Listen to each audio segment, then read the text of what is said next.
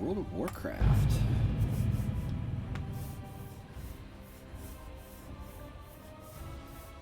For anybody catching this stream, I know we're early, no users currently watching, but for anybody who catches this after the fact, Sunday night, which will be February 21st at 7:30 p.m. Central Time, tune into Bearded Sim Racer on Twitch, Facebook, and YouTube for another session of the 24 Hours of Lemons Sunduro racing event. It's a 2-hour endurance racing event in iRacing, taking place at Oulton Park in southern England.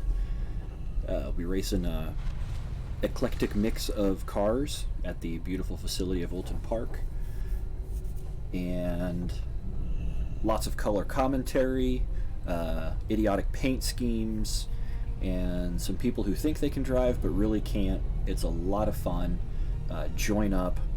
If you're interested in possibly joining the racing with the 24 Hours of Lemons in iRacing, visit isuckatracing.com and read up on the info there, sign up with us, and come enjoy the carnage. Outside of that, let's do a little warcrafting today. Let's see what kind of stuff we have. Looking primarily for armor upgrades at this point.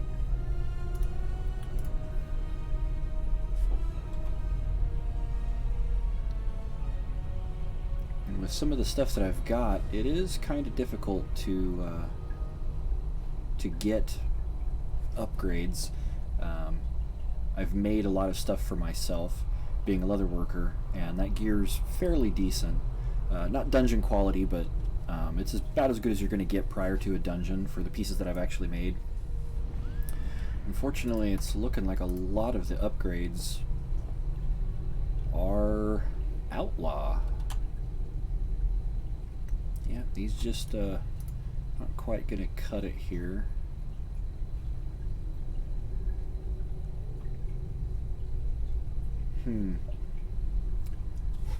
Alright, well, I think what we'll probably do, we'll check our daily back here with one of our associates.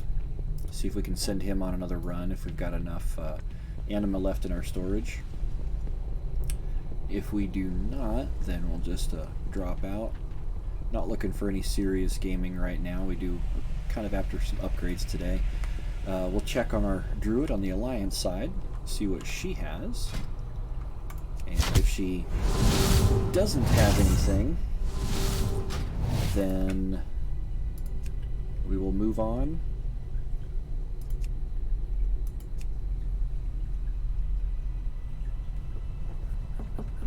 And jump into maybe leveling up one of our next characters. Not terribly sure which one we want to jump onto next, but we want to do one of them.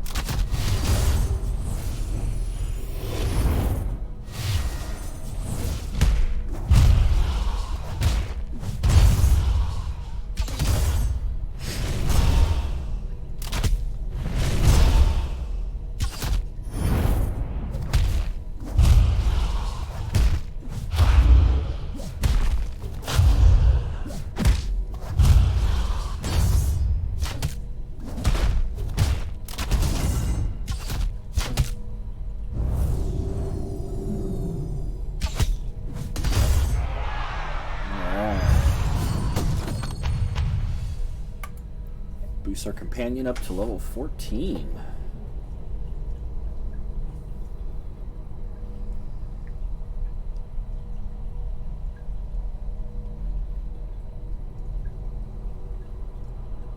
I think our big thing we want to go after right now is levels. Go ahead and put this guy in, get him some experience. There. And we'll send those guys out. Check on the next time we're in. Alright. Let's hop on the druid.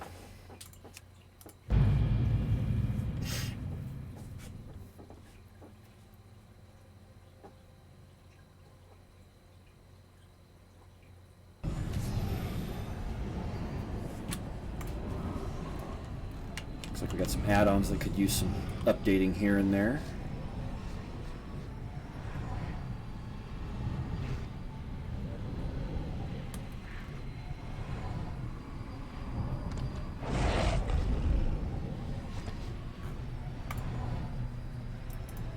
Do a quick catch up with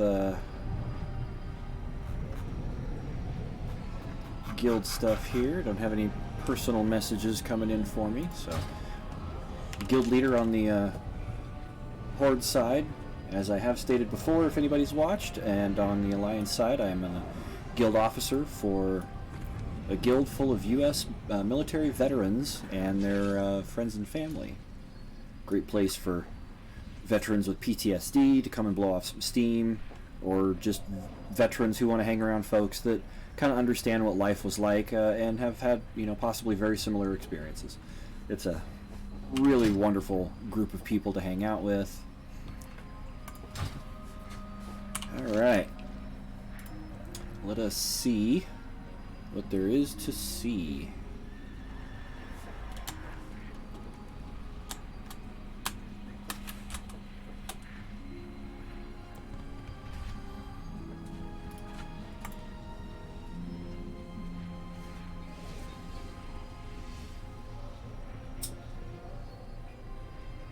Ooh, here we go.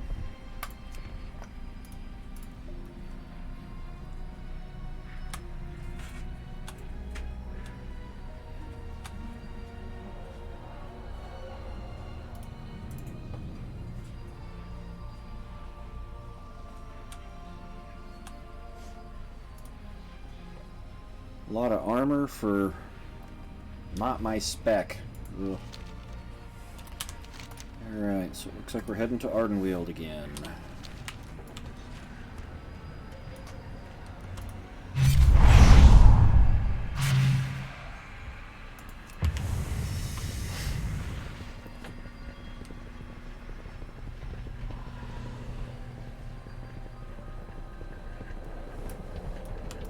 You are welcome here.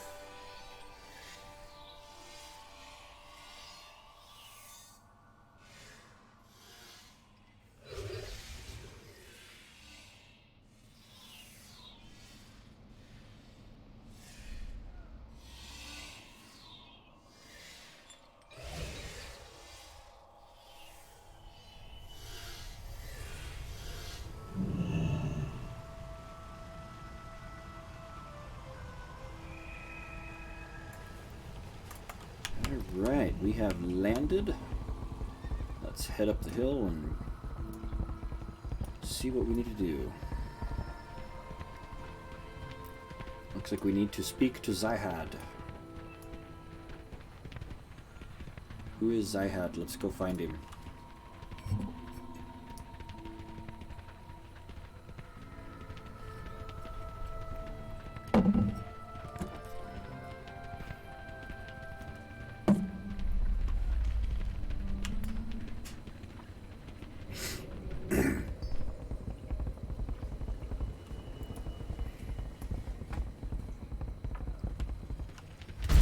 Grove has withered away, but the dreams of its fae remain.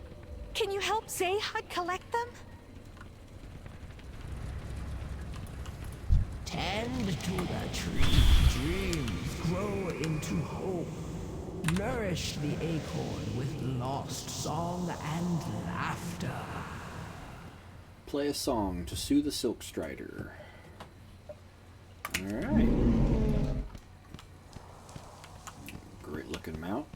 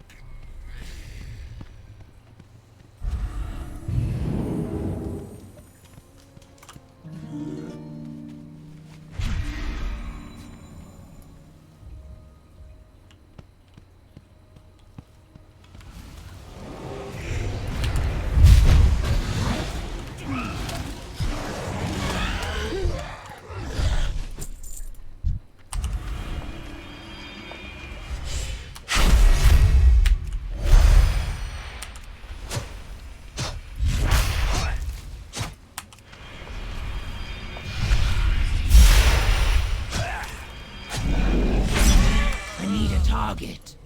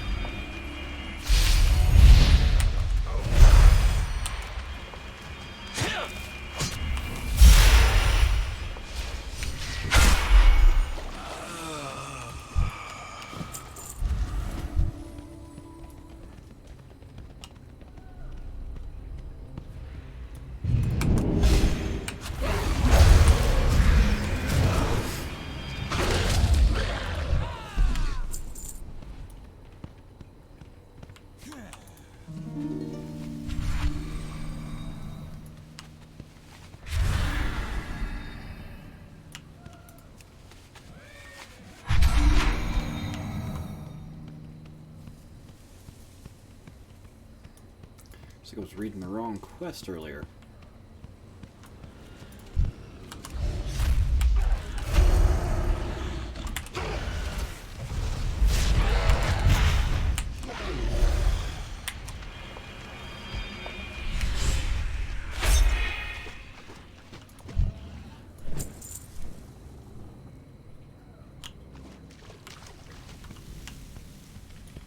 I need to target something first.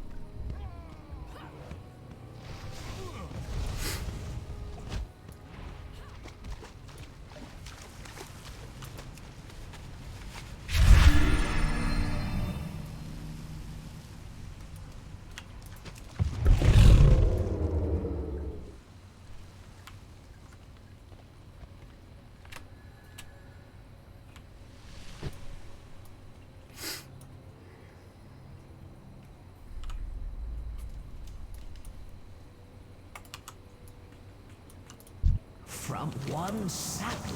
When the drought is over, we can grow a new heart of the grove from that acorn. Thank you, friend.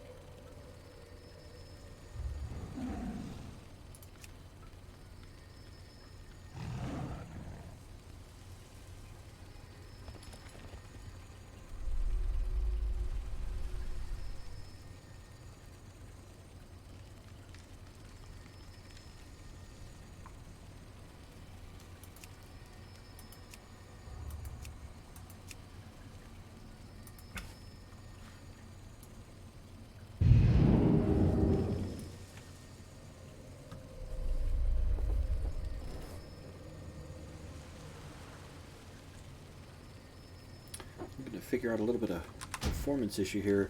OBS is doing encoding on this video card, so I have to bring stuff down ever so slightly.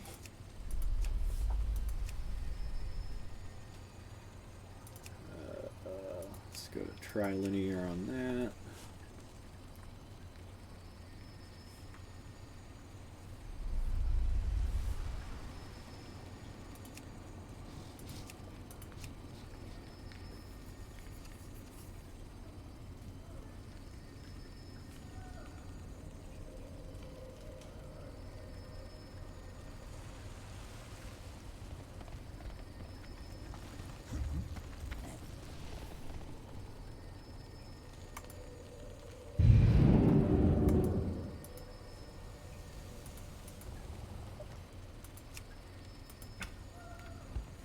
Looks like we've lost our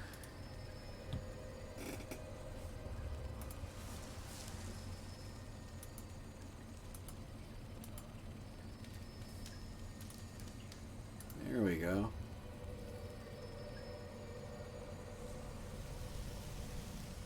That's better.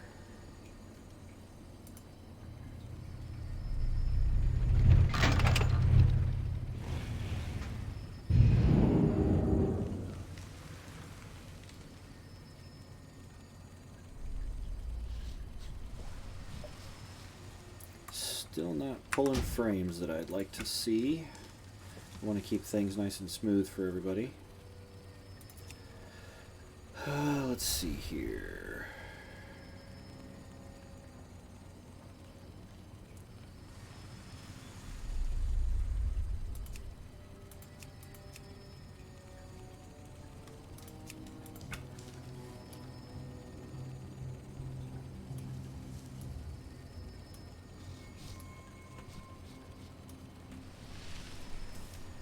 Alright, yeah, this is going to be our biggest test here. Let's see what changing here does.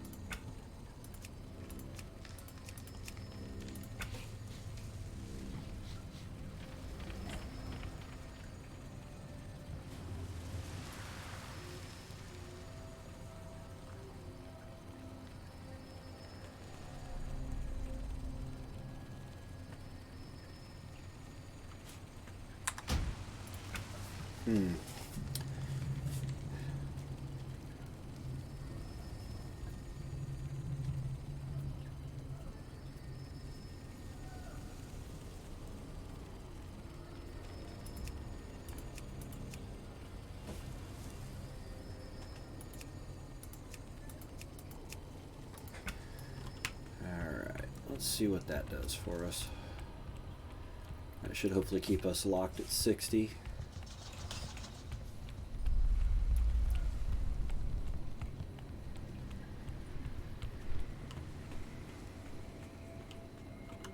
Pretty close to it, it looks like.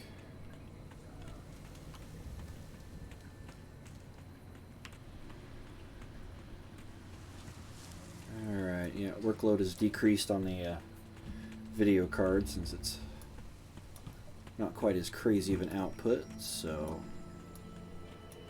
that should hopefully give us some smooth frame rates. I want to keep it looking decent for you guys. Of course, the graphics card shortage hitting pretty hard right now.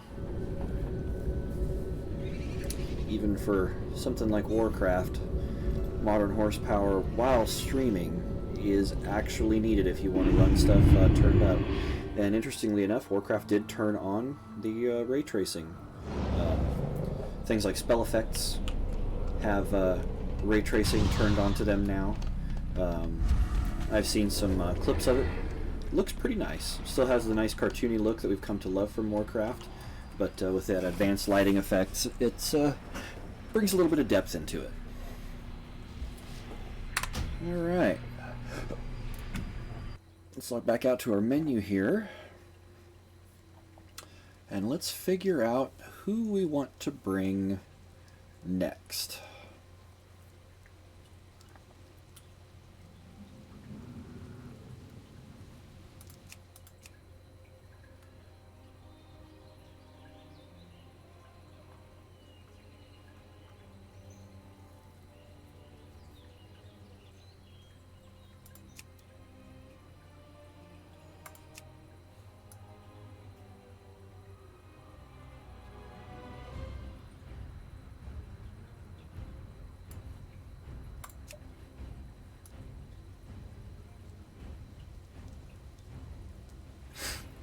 Sort of thinking maybe bringing Torinia up here. I really do enjoy the rogues. I've got this is original vanilla twink rogue running original vanilla twink gear. See, we've got black Defias armor here, the shoulder pads, green shoulder pads that were sort of hard to find. The tail spike from, oh, escaping my name right now. This Wailing Caverns, it was Scum or something like that. One of the giant lizards. It's a blue dagger drop off of him. And then over here, of course, we have the Assassin's Blade, which was a rare drop in Shadowfang Keep. Black Defias leggings.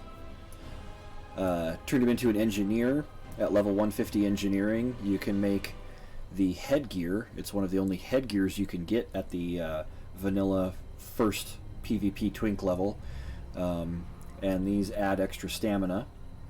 So this is a legitimate original vanilla twink PvP rogue, and he was a subtlety spec because back in those days, ambush was absolutely monstrous, and I could one-shot about 50% of the NPCs that I came up against. Very, very, very powerful. It does sound like I'm seeing some news that Warcraft Classic is going to be bringing back older expansions. Looks like they're going to be bumping to Burning Crusade. Burning Crusade, in my mind, was the best for PvP. I actually was ranked nationally as a rogue on the Horde side with Turkey Pot Pie, my main man here, back during BC.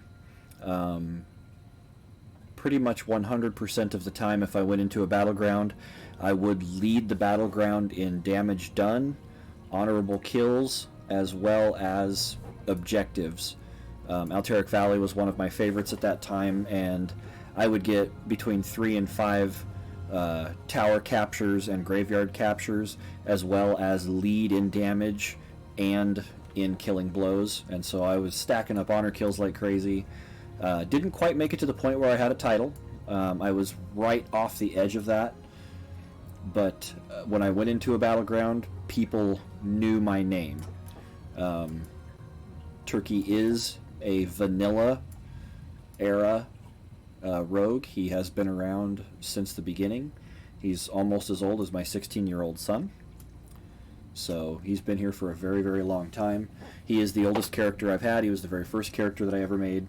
My second oldest character is actually Gomer here, who was made as a joke based on my gaming nickname. It's my gamer tag.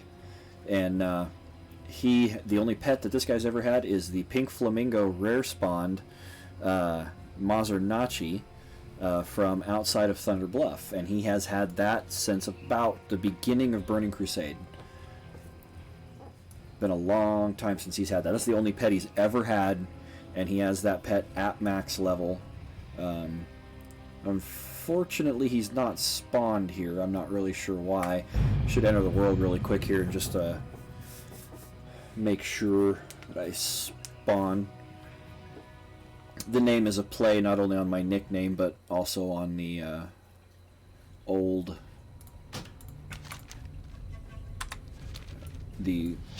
show. The veil between our world and the Shadowlands So, has been sundered. there we The go. Ebon Blade stands ready. So it's Gomer Pyle. So, yep, that's Gomer. Pretty ridiculous, pretty dumb, I know it, but why play this game if you're not going to have some fun? So, that is Gomer Pyle. There we go. Got his pink flamingo in the background. So yeah, let's hop on Torinia, and we'll see about doing some leveling here. I think we're going to do the storyline for leveling. Shadowlands gives you the option that if you have already made a character that has traveled through the Shadowlands and made it to max level, they give you the option of skipping the storyline and going with a... Basically, you jump straight in to being able to do daily quests and things like that. And I've done one of each. I've leveled through the storyline, obviously, with Turkey, my first character, and then my second one on Trinda, or not Trinda, on Linden. Trinda's from a book that I'm writing. Sorry. I jumped straight into the dailies. I felt like the questing for level was a little slower jumping into the dailies. I felt the experience on some of the quests was not quite adjusted to the difficulty of the quest. However, you do earn reputation for your chosen guild a little quicker. You earn your renown, as what they call it. By the time I had made from level 50 to level 60, I already had 5 renown with my chosen faction, and that gets you really close to opening up a lot of really potent and powerful things within your chosen faction or house. Think of it sort of as your Harry Potter houses. You've got 4 different houses that you can join, and doing quests and whatnot earns reputation with those houses, and as you earn reputation, you build renown points, and with each level of renown that you gain, it opens up more abilities that the house can help you with, more powerful abilities for your character. And from what I've been reading, that is also part of how you unlock flying for Shadowlands. Now, I have not been pushing nearly as hard as I probably should have been as far as hitting renown. I am going to have to hit that somewhat harder here in the future so that I can open up flying once it does become available. The covenants there, reminding me of what the houses are called. So far I have joined this covenant and this covenant with my different characters. This covenant here being Maldraxxus, which the NPC that you work with, slight spoiler alert, the NPC that you work with at Maldraxxus is actually Thrall's mother. She dies actually during the Warcraft film that was released a few years ago. And once making it to the other side, they realized her skill as a warrior, and so she was taken by one of the houses to be a defender in the afterlife. And her story gets a little convoluted in order to get her to where she ends up when you meet her, but she is actually Thrall's mother, and is a bit of a badass. She's pretty cool, and you do some questing with her, and then she becomes one of the leaders of your covenant, and a real fun little bit of storyline. This storyline is basically the Druids. This is Ardenweald, and what the Druids there are, they are the guardians of spirits that could be sent back to the world of the living. What happens when a spirit gets sent to the living world? Certain ones of those spirits, once they die, they return to Ardenweald, and the druids of Ardenweald take care of that spirit until it is time for that spirit to return to the world of the living for a certain reason, if it's summoned or if it's there to do a duty or something like that. And that is basically the job of the members of the Covenant in Ardenweald. Maldraxxus is sort of an army. They are the defenders of the afterlife for the most part. The other two covenants, this is Bastion. Bastion is basically what you would think of when you picture angels. Certain spirits, once they transfer to the afterlife, based on their skill set and what they did in life, they may be sent to Bastion to train, and the members of the Bastion Covenant are tasked with basically teaching spirits to move on and leading spirits to the next step in the afterlife. And so they are sort of like guardian angels for your spirit once you've left the world of the living. And that's kind of what the Covenant of Bastion does. Now the final covenant over here, this is Revendreth. The Covenant of Revendreth, in my mind, is kind of the creepiest of all. Revendreth is where they have sent souls that weren't quite so good during their life, and they need to repent in order to redeem themselves. And it is the members of the Revendreth Covenant that are responsible for making these spirits repent for their past transgressions. And once these spirits have atoned themselves of their past transgressions, then they can go to one of the other covenants, back to Bastion, to Ardenweald, or to Maldraxxus, to perform their given task for one of those covenants. There is a lot of corruption within Revendreth. They will weave it beautifully into the game. And I think some of the funniest bits of storyline come out of Revendreth. It is my least favorite area to quest in, mostly because of how you get around. It's a bit of a pain in the behind to travel through Revendreth, and for me that's frustrating just because I don't have a flying mount, as nobody does yet. Shadowlands does not currently have flying. And so getting around doing daily quests there can be fairly frustrating. And so I don't do a lot in Revendreth. I think once I get flying opened up, Revendreth will become one of my favorites, simply because the storyline there is very interesting.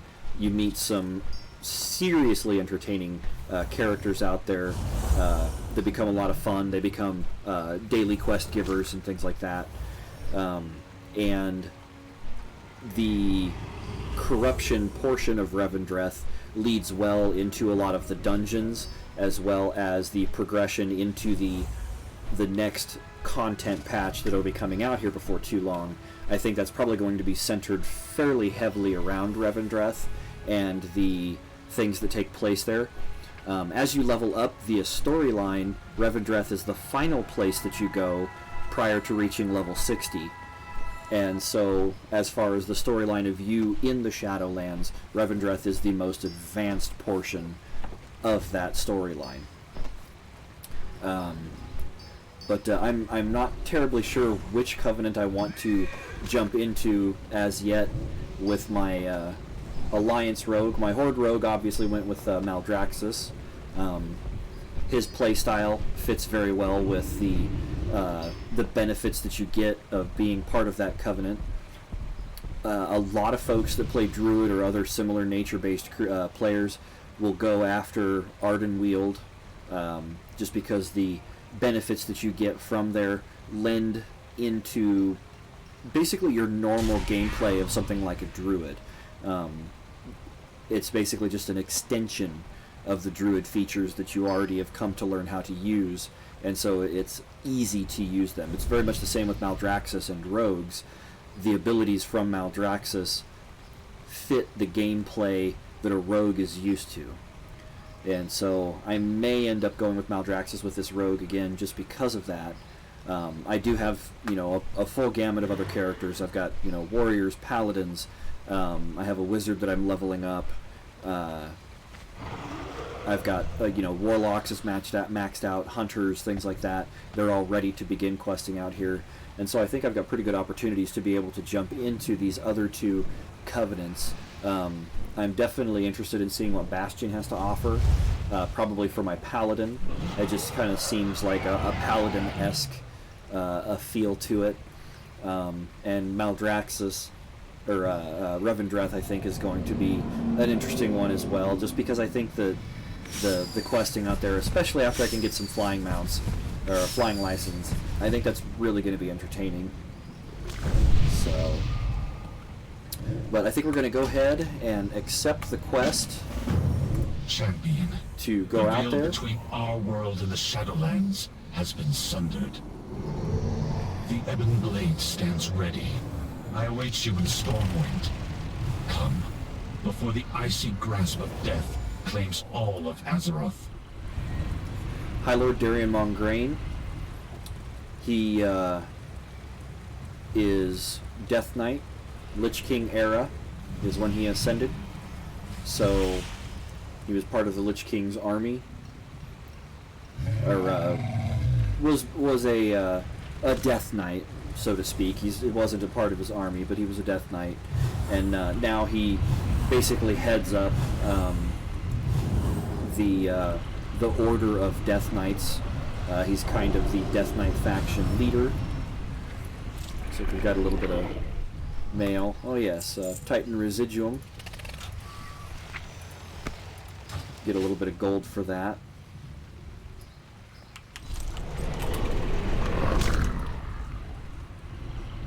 Alright, well, let's pick a flying mount here. We can get to where we're going.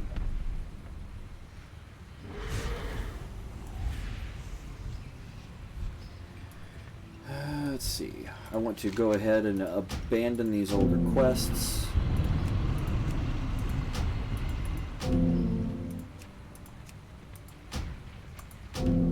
Some of those quests are no longer viable anyway. Alright. It looks like we are heading up to the castle. Now that we're quieted down a little bit, a little easier to talk. This mount has a fair bit of significance as far as the lore of the game goes. When this mount was released, a mount on the Horde side was also released. These two mounts coincide with the Horde attack on Teldrassil and the Night Elf city of Darnassus.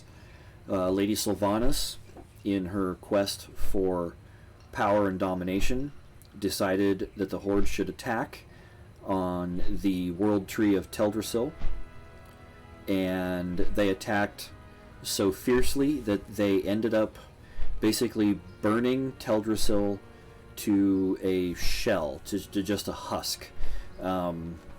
Thousands and thousands of elves perished, including family members of a lot of the leadership of the Alliance, which plays very well into the expansion of the storyline.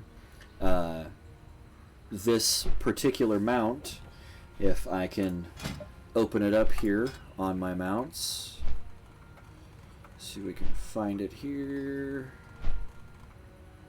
The Teldrassil Hippogriff, one of the last of the great armored hippogriffs to escape the burning of Teldrassil. It carried the last few citizens that it could to safety before collapsing of exhaustion. And so this noble beast almost gave its own life to save injured elves in the burning of Teldrassil from the city of Darnassus. And so this is a very heroic mount. It is one of my favorites on the Alliance side, just because of the way it lends itself to the storyline, to the lore of Warcraft. I think the idea behind it is beautiful. It is in itself a very beautiful creature. The hippogriffs, I think, are a beautiful creature, but this particular one being associated with the elves and druids, you have the antlers that the elves often have as druids when they take other forms. The beautiful velvety violet armor plated in gold. It's a very noble creature, and so it is my favorite mount on the Alliance side. The corresponding mount on the Horde side, I do not recall the name of it. I do believe it's Undercity Plaguebat, and this is a massive mount. Preparations have been made. Whitemane will tell you of the grim fate that has befallen our allies. It is a massive mount that you ride atop, and up until recently was just a ground mount. And then all of a sudden, after Shadowlands went active, it became a flying mount. So I'm not sure if it was just a bug that it was not a flying mount before, but it is now also a flying mount. And what it is a member of the Undercity army, one of the plague bats designed for battle, that Lady Sylvanas awards a Horde player after completing the story that is the attack on Teldrassil. There were a lot of Horde players, myself included, that did not agree with the attack on Teldrassil. They were very much against it. But, true to being an honorable member of the Horde, we still chose to follow our war chief, Sylvanas, though we were wary of her intentions. Now, what happened after that was King Anduin, as Lady Sylvanas would call him, the Boy King, just because of his young age when he took the throne, decided a retaliatory raid on the city of Undercity was in order after Teldrassil was burned. Stormwind took most of the survivors and outcasts and refugees from Teldrassil, so a lot of elves have moved into the city here, and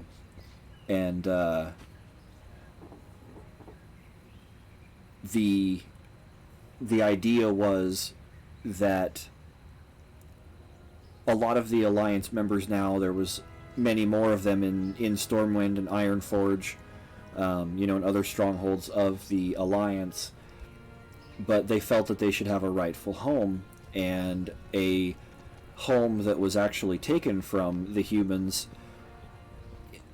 quite a while before this, as far as lore is concerned, was the current location of Undercity, or Lordaeron.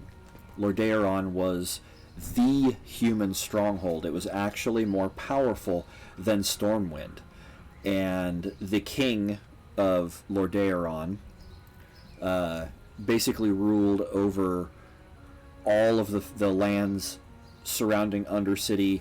The lands now known as the Plague Lands were under the rule of Lordaeron, which includes Strathholm, pretty much that entire region, the Hillsbrad Foothills, the Arathi Highlands, the Hinterlands, all of those areas were technically under the rule of Lordaeron. But during the time of Arthas, who became the Lich King, Arthas was the son of the king of Lordaeron, and as part of the madness that Arthas fell to, as far as Frostmourne the sword was concerned, it took over his mind when he became the Lich King. His madness drove him to actually assassinate his own father, the king of Lordaeron.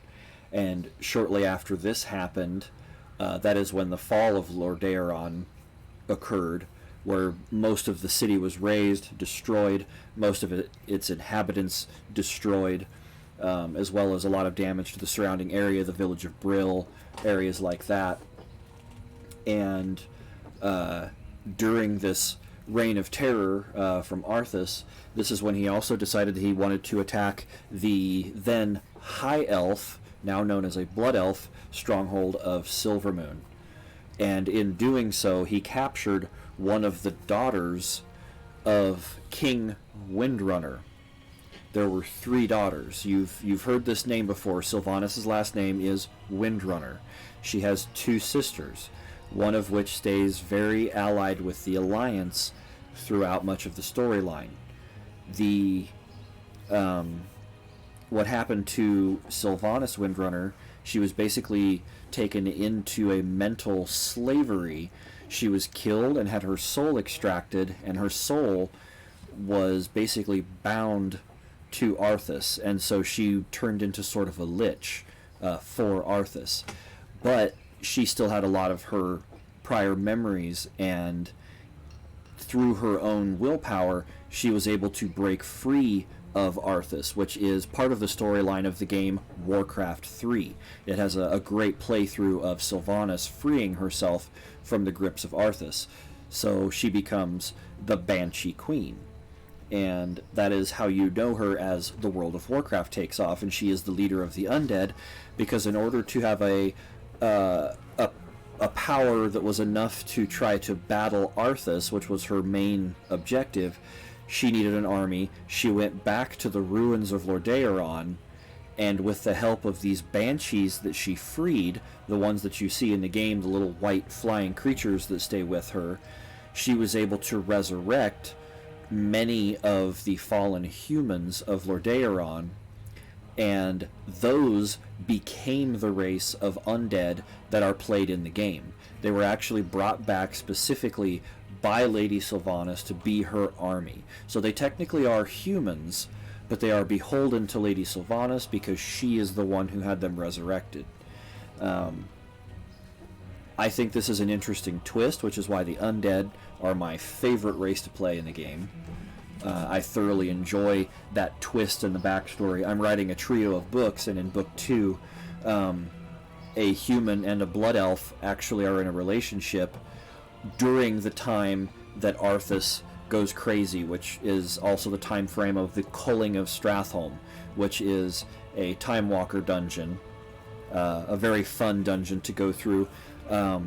You basically aid Prince Arthas in killing suspected plagued people in the city of Stratholme, but he's actually going mad and killing everybody.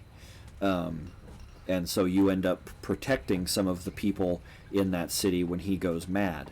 And then after Stratholme's culling, that is when he goes back to Lordaeron. The paladins of Lordaeron heard what happened, and they basically they denounced Arthas as a paladin. They took his hammer, and that is when Arthas went crazy, killed his father, razed the city.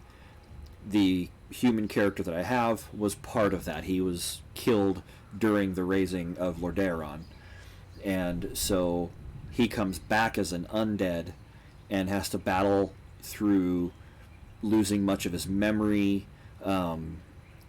dealing with following the orders of the Horde now under Lady Sylvanas, the threat of the Scourge and the new creature that is come to known as the Death Knight, all the way up until the eventual attack on Prince Arthas, which was a combination of both Horde and Alliance members going in after the Lich King and bringing him down. And then, after killing the Lich King, Darian, High Lord Darian Mograine here, he basically took the seat, or he basically took over in a position of power after the Lich King fell, and became one of the highest up of the Order of Death Knights, or as they become to be known, the Ebon Blade, the Knights of the Ebon Blade.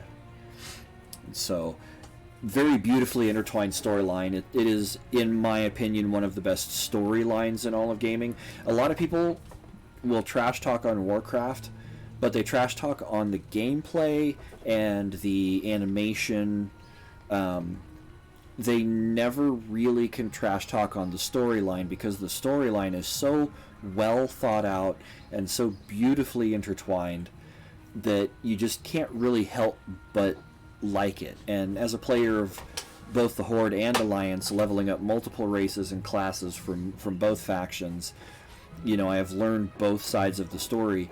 Neither side is evil. Both sides are right in doing what they think is right. Mistakes are made on both sides, but when it comes down to it, they are the same. They have the same goals. Outside of Lady Sylvanas going a little bit bonkers in the previous expansion, Battle for Azeroth, outside of that, they have very much the same goals. They both battled the Legion. You know, their main goals were to help Azeroth as a whole. In fact, at the end of the Battle for Azeroth, when Lady Sylvanas ousts herself as a ne'er-do-well, it was witnessed by members of the Alliance and a large amount of the Horde, and they realized that Lady Sylvanas was not acting in the best interest of the Horde. She was acting in her own best interest, and as such, King Anduin, much wiser than his years would belay, he assisted in the burial of the Horde hero that Sylvanas killed during a Mak'gora battle, which is an honorable one-on-one battle that the orcs have. It is a battle to the death for honor, and Lady Sylvanas did not fight with honor, killed this Horde hero, and then basically said that the Horde is nothing. And that's when everybody sort of realized that Sylvanas was using the Horde to gain her own power, not the power of the Horde. And King Anduin realized this as well, and so he assisted in, you know, taking care of this fallen Horde warrior, giving him the honors that he deserved as an honorable long-term warrior of the Horde, a previous war chief, and so he and the orc leader Thrall carry the corpse of the fallen hero into Orgrimmar. The Alliance enters Orgrimmar in peace, and they lay to rest this great warrior, and basically band together, sort of, at that point, realizing, yes, we have differences, but our goals are mutual, and you will see that here as we start to level. I'm going to pour myself a refreshment here. We'll come in here, I think. We have a narrative coming, and once the narrative gets started, I'll excuse myself while the narrative plays so that you can enjoy that. Preparations have been made. Whitemane will tell you of the grim fate that has befallen our allies. Greetings. In undeath, my troop.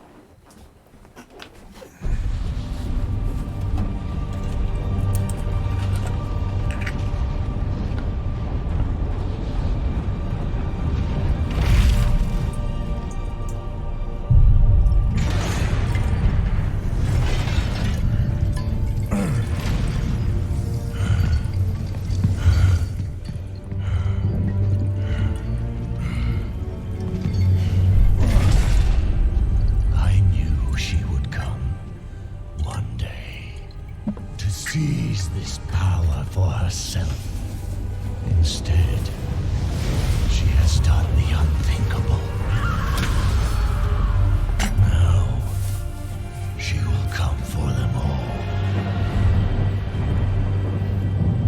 To finish what she started. And break all who opposed her.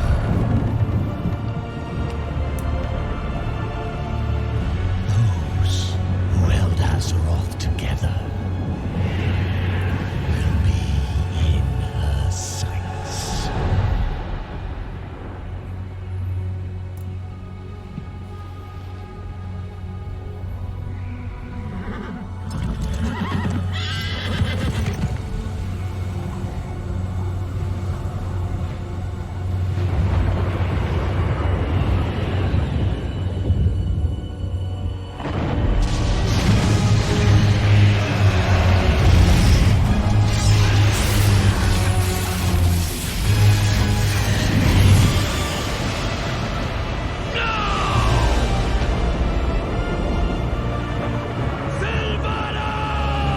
And when she comes, our end begins.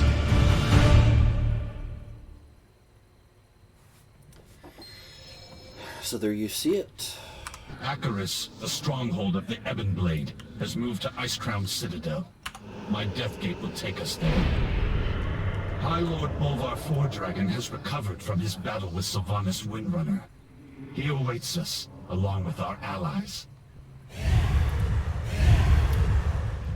Bolvard is the one who took over the seat of the Before Lich her King. minions abducted key leaders, the Banshee Queen attacked Icecrown. She cut a path to the Frozen Throne and seized the Helm of Domination. Look to the sky and you will see the results of her actions. I have never beheld anything like this. But shattering the Helm also freed Bolvar Fordragon from the burden of being the Lich King. Bolvar believes he knows where the Banshee has taken those she abducted. He awaits you at the Frozen Throne.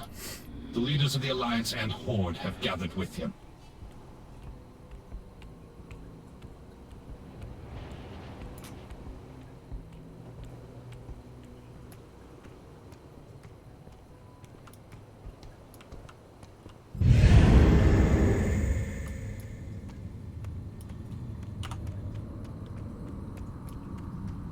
The peace remains tenuous. These are troubled times. Our people need stability. Alliance and Horde alike. We cannot risk sending Azeroth's leaders on what might well be a suicide mission. Our friends who were abducted would offer the same counsel. Coward! I would pay any price to see the Banshee impaled upon my glaive. I too I want Sylvanas speak to for my answer for her crimes. But Lorthamar is right. Anduin wouldn't want us to risk the well-being of the Alliance for his sake. The Kaldori need you if they are to have any hope of finding peace, High Priestess. You dare speak to me of peace? After the atrocities your kind inflicted? Enough! The war is over. We can ill afford to start another. A far more pressing threat is at hand, and we must prepare to face it.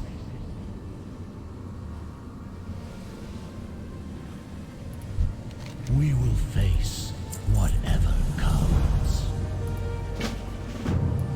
When the Banshee shattered the helm, it tore a gaping wound through the veil between our world and the Shadowlands.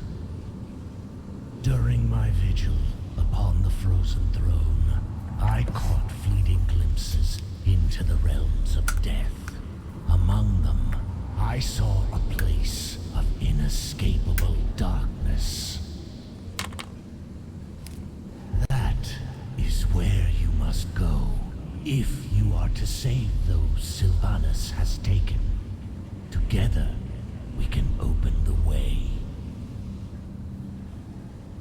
Place the shards of domination around the circle of runes. Then the ritual can begin. When the helm rested upon my head, it took all my will to keep its insidious power in check. Many times, I nearly faltered. I could sense a dark presence at the edge of my consciousness. I dare not travel with you. Even free of the helm, I fear I would become bound to the will of its true master. But this threat cannot be left unchecked. Therefore you must venture where I cannot. The dangers you face will be considerable. Alone, you may well be outmatched. To aid in this task, the Knights of the Ebon Blade shall lend you their strength. Darien Lowgrain has volunteered to fight at your side. Living mortals were never intended to cross beyond the Veil. Where you are going, you may be unable to return. But there is no other course. Death comes to claim Azeroth. It falls to you to defend her. The time has come. Take up the Shattered Helm, and we will open the rift. The path opens. Your courage will be remembered, champion. Aldiel Shalar. Find those who were taken and bring them home. Rescue the others. The Banshee is mine to kill. Tyrande, don't do this! For Ilisan Feranol! We cannot lose you to the darkness. You made it through the rift. Good. I doubt this mission can succeed without you. No sign yet of the High Priestess. Perhaps she charged ahead into the chaos.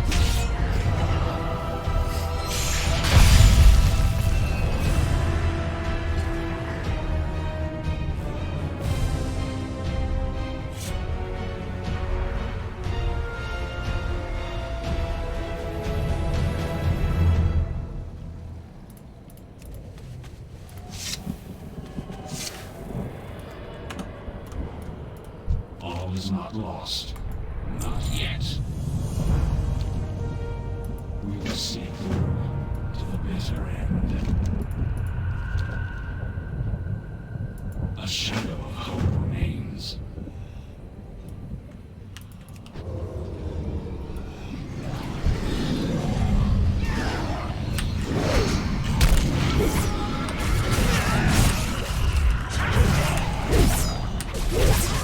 Fight your way out of here. We will meet you ahead.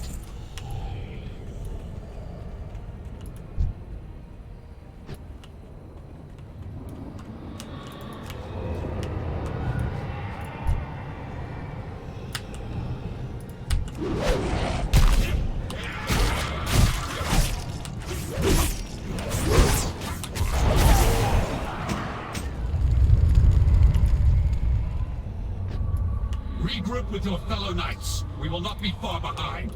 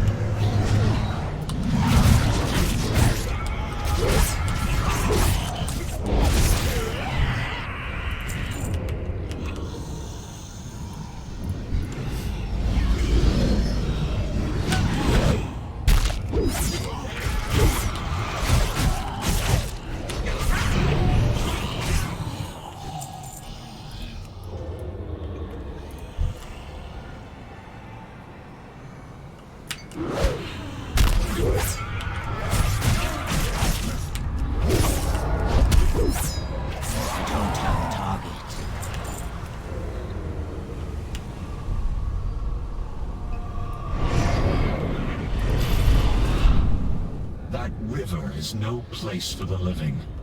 Best to avoid it at all costs.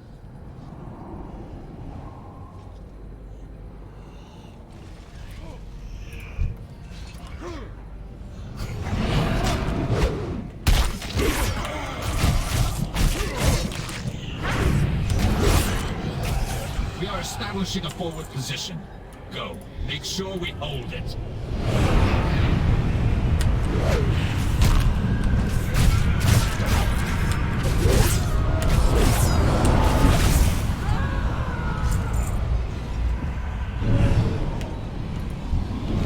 Much about sacrifice.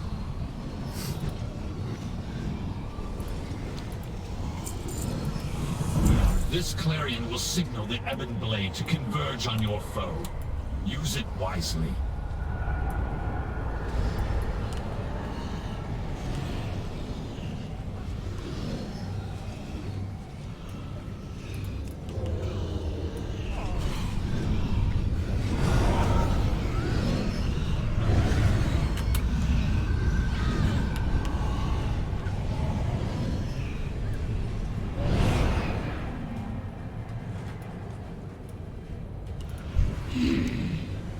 We are done here.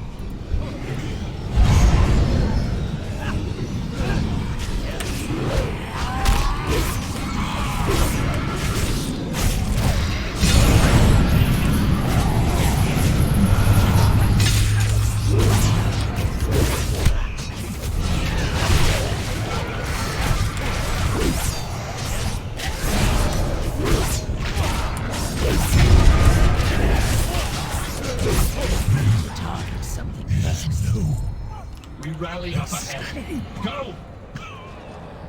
We have done all we can here. Let's get moving before reinforcements arrive.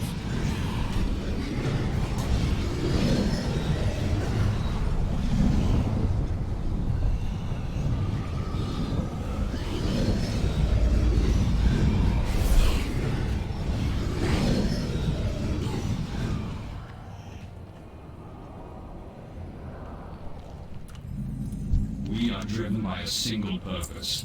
Retribution. The Knights of the Everblade, we are vastly outnumbered. Let's try not to draw unwanted attention. Keep an eye out for clues that point to frost magic. Looks like the work of our friend, the Lord Admiral. The conflict seems to move in this direction. We should follow the trail before it grows cold.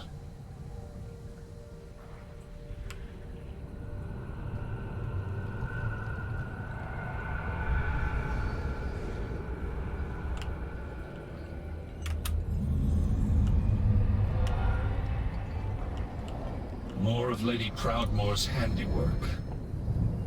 It would be unwise to break the enchantment. Let's move along.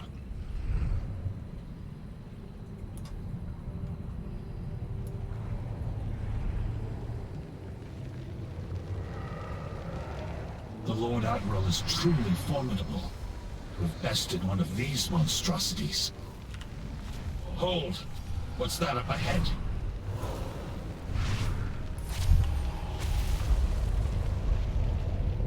Up ahead! It's Lady Proudmoore!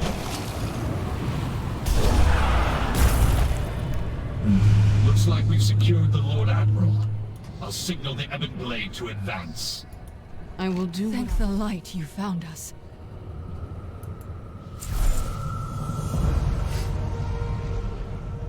Control your power. We can't stay here. Can you walk, Thrall? I will manage. Thank you for coming to my aid, Jaina. Something's flying at us from above! They found us! Be ready! Struggle all you like, mortals. You cannot escape your fate!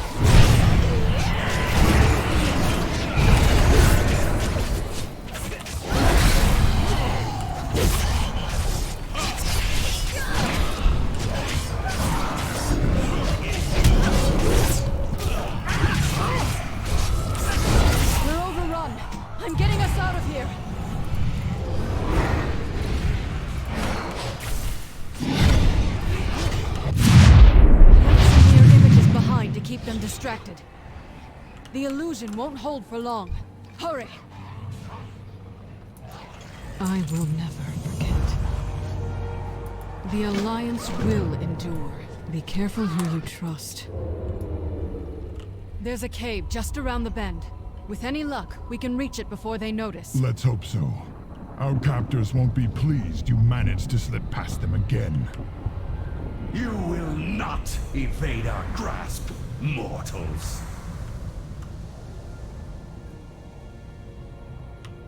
Well, there goes our luck. Knights, secure the cave! We'll hold off these fiends!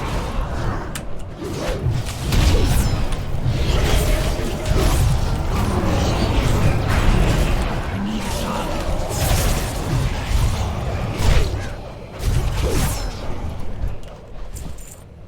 So much for remaining unnoticed. Let's hurry. What did Thrall mean by slip past them again? I've escaped before. Indeed. I've broken free countless times, only to end up back in the cage. I've hidden inside this cave before. We can't stay long, but it should buy us a little time. Another ambush! Bring them down!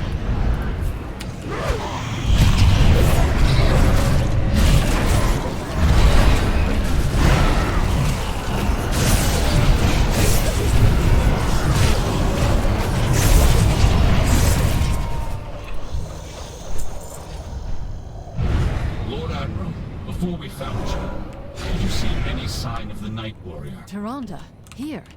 No, I have not. She leapt into the rift just ahead of us. She vowed to find Sylvanas Windrunner. At any cost. It is troubling. An ancient ritual infused her with incredible power. I fear it may be growing beyond her ability to contain it. Your cell awaits, mage. The jailer has plans for you. I've had enough of your cages, fiend. There is nowhere to run. Nothing escapes the law. I need to get closer.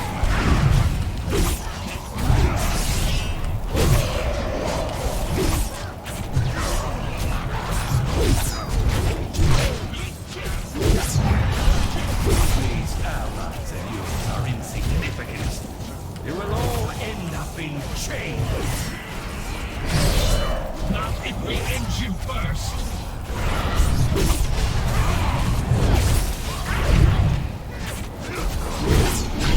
It is useless to resist. In here.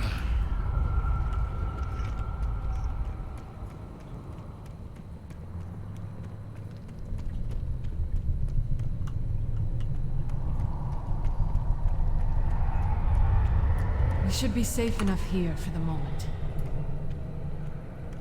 When you first arrived, I wasn't sure if you were even real, or if you were just another illusion meant to torment us. I was beginning to lose hope that I'd see anyone from our world again.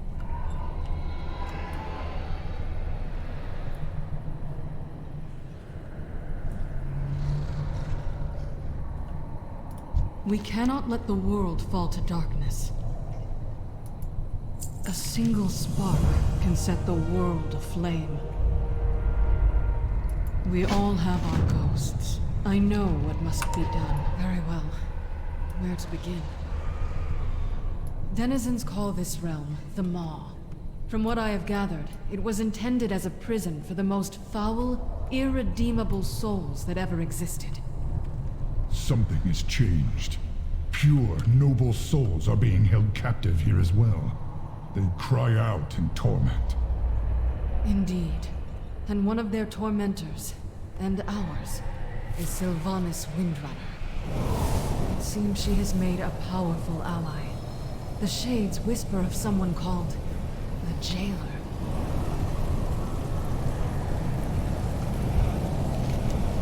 Control your power, or the Jailer rules this realm. We know little about him, but it's clear he has taken a special interest in us. He has personally overseen our treatment here. We have endured countless torments. At times, it felt as if we were being tested. Though for what purpose, I cannot say. Whatever this Jailer and the Banshee are planning, it won't end well.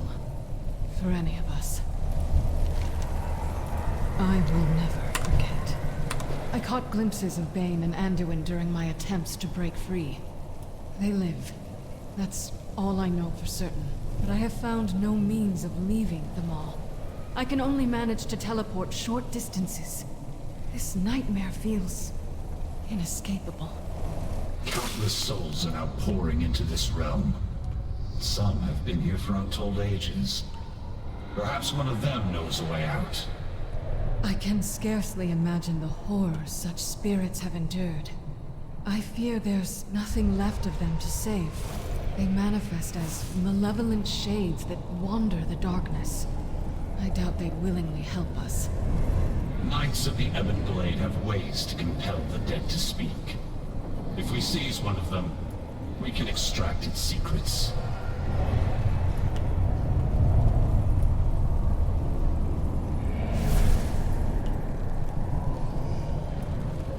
The time for dreaming is over. I know what must be done. For us, there's no peace, no rest.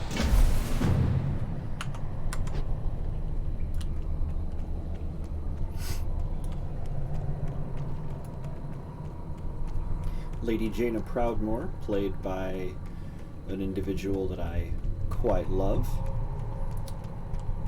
Name is Miss Laura Bailey, also known as the Queen of Anime, and currently a lead role in the Dungeons and Dragons saga of Critical Role, led by Dungeon Master Matthew Mercer on Twitch and YouTube. Critical Role, R-O-L-E. She is currently playing a blue tiefling cleric by the name of Jester Lavor. Another Warcraft veteran, the gentleman who plays the voice of Lord Illidan, a Mr. Liam O'Brien, also voices countless other games and anime. He joins her on the cast of Critical Role, along with several of their friends.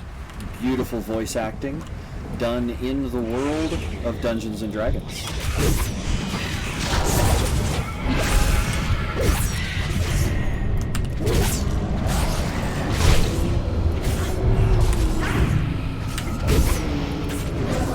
Use the helm while it's weakened.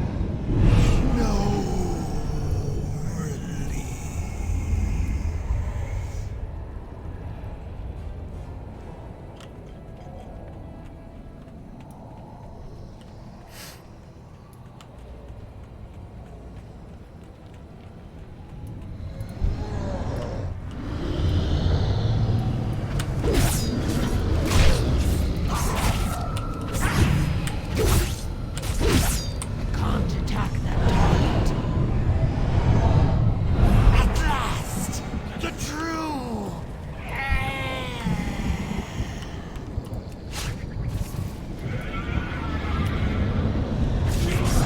Not too far away.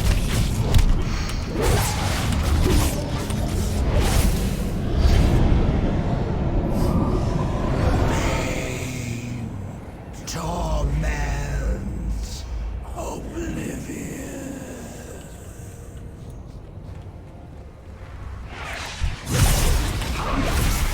Need to get closer.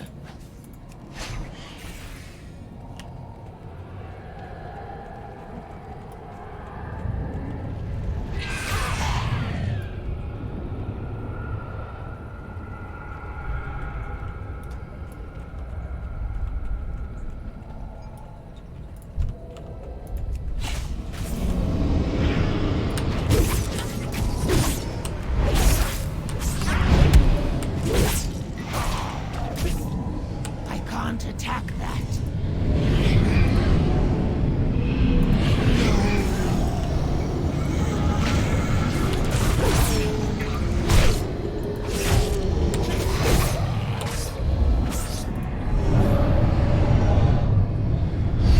Useless. These souls are too fragmented. There must be another way. We must forge on. This target poses a considerable threat. I will signal the Ebon Blade for assistance once we engage it.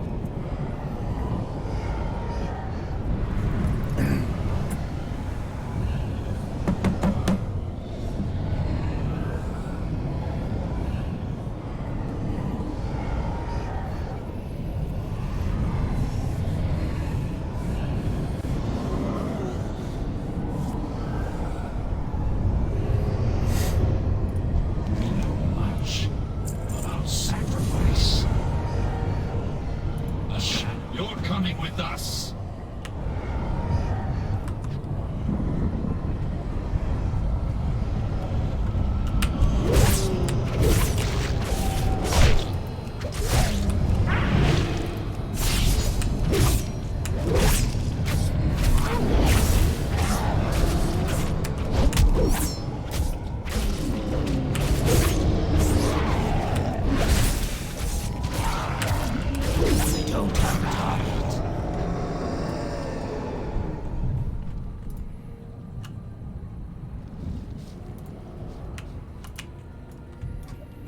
See a user, electric longboard.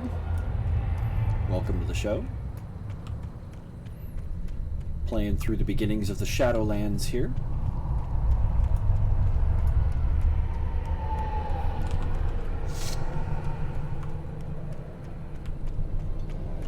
Speak, fiend. The true battle. No hope. No. Be careful who you trust. A single spark can set the world aflame. Once we find Anduin, my staff will serve as an anchor for me to teleport us back to safety. All set. Let's get moving.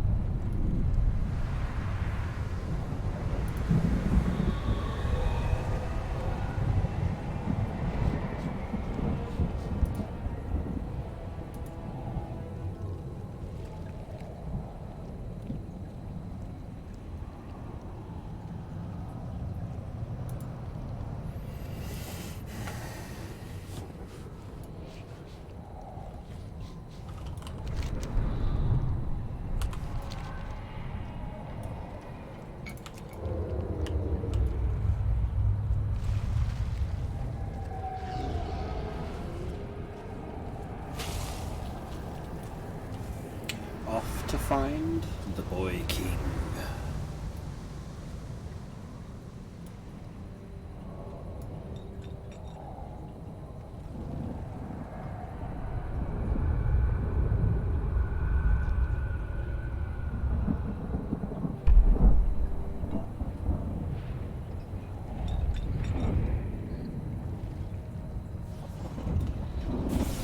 Some angry floor tiles.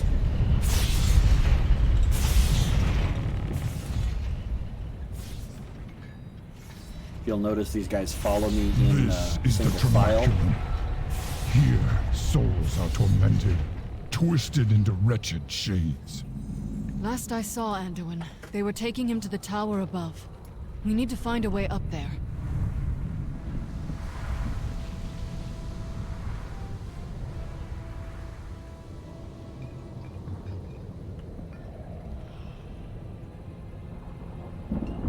Here.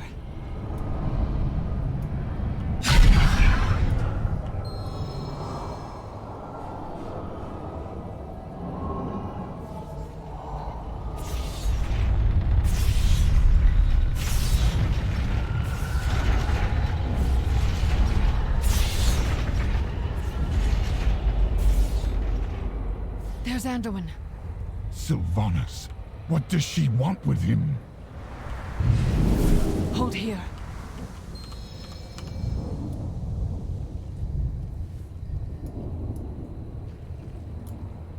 What would you ask the daughter of the sea?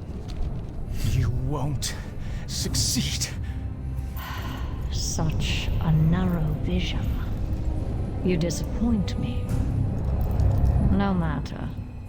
We will find what we seek. In another. Anduin! How badly are you hurt? I will live. I'm relieved you're all safe. These bonds are too strong to break by force. We must find a way to free him.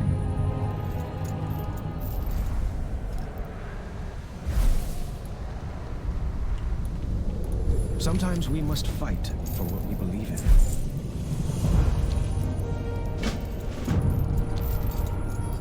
Victory in the light.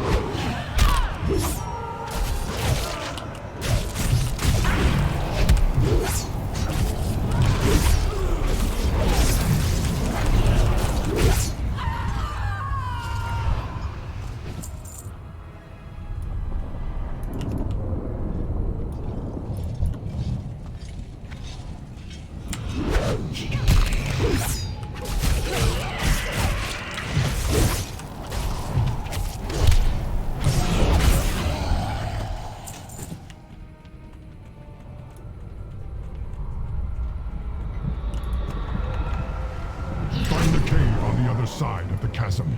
Our allies will protect you there.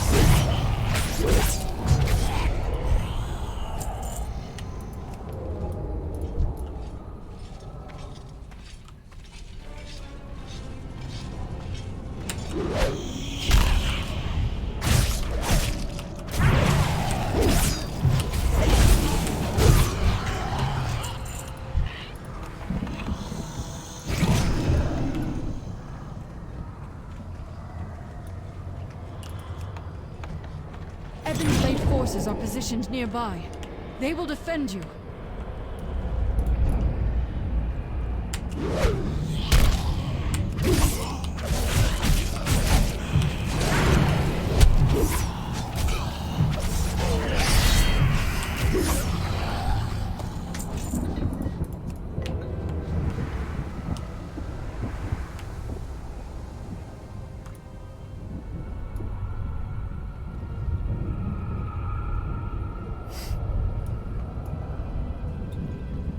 The stairs, we go up the stairs with her.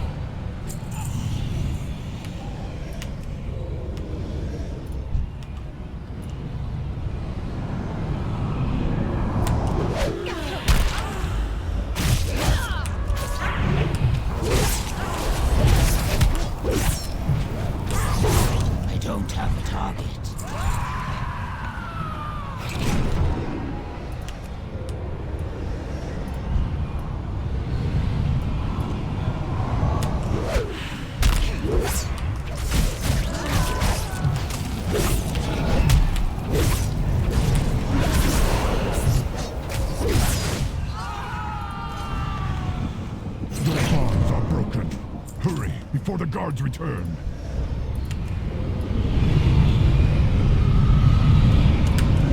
You will be broken!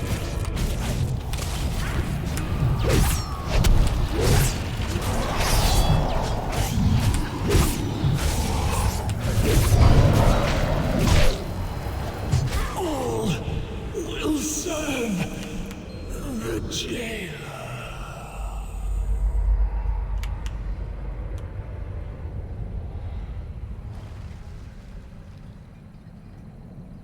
Rogue. Safe fall.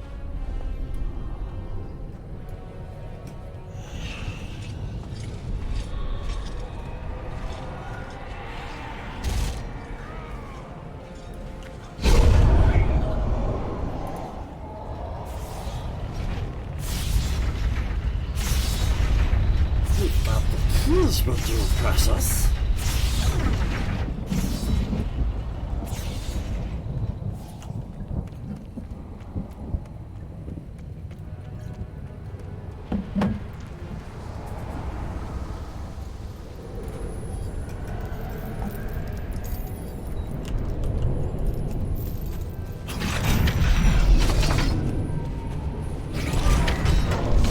Thank you, champion.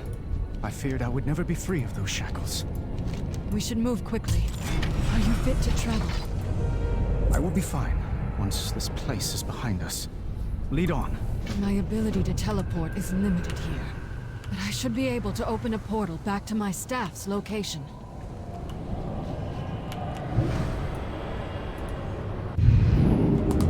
Those wounds look serious, Thrall. Let me tend them. Thank you, Anduin. It'll feel good to be back at full strength.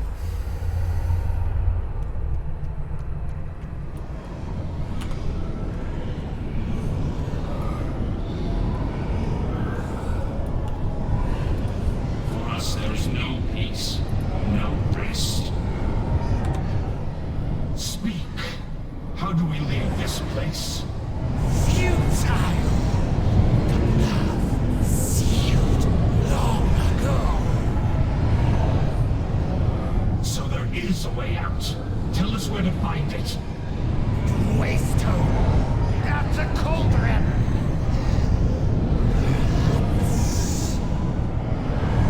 No! Dormant. Broken. Nothing escapes the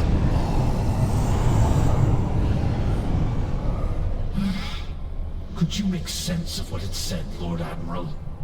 The cauldron it spoke of lies beyond the River of Souls. I believe Bane is being held captive there. Then it seems our course is clear.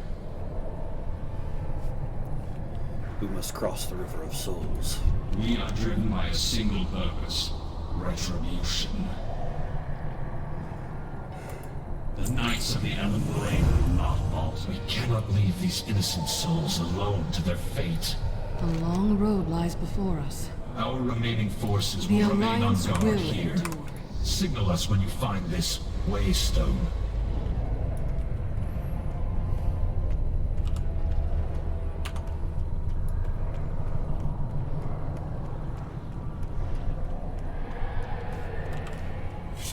You're troubled, Thrall. What is it? Still no sign of Tyrande. We cannot leave her alone in this nightmare. Agreed. But we have no idea how to find her. We will do our best, but this Waystone may be our only means of escape. If there's a way out of the Maw, then there has to be a way back in. We will return for her.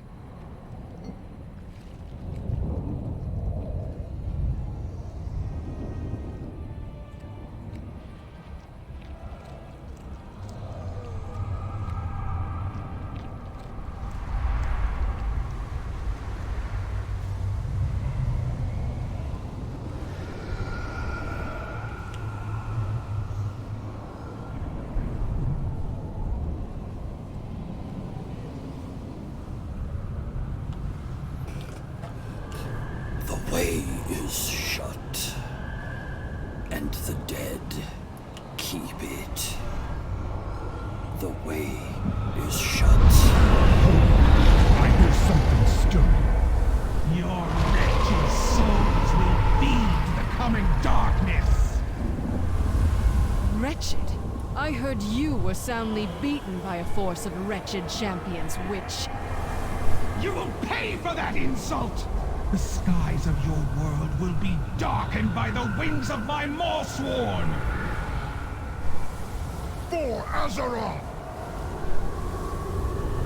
Drown! Drown among the souls of the damned!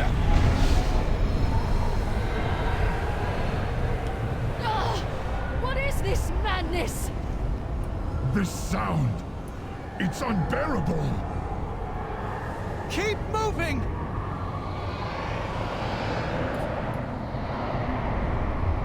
Look! On the precipice above! Is that? The jailer. He has Bane. The way forward will not be easy. We'll... Pitiful mortal. I find your spirit unworthy. Bane! No! His wounds are mending, but his spirit remains weakened. I've never seen anything like it. I believe I have. In a place very far from here. Well met. Let honor guide your path.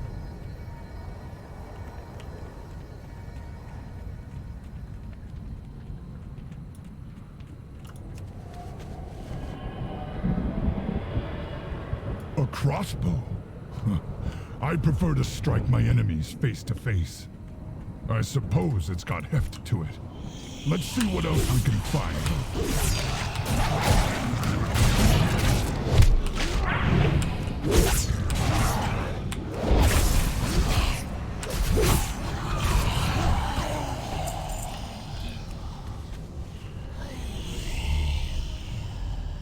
I've never been one for staves, but at least it won't break in a melee. Let's keep looking.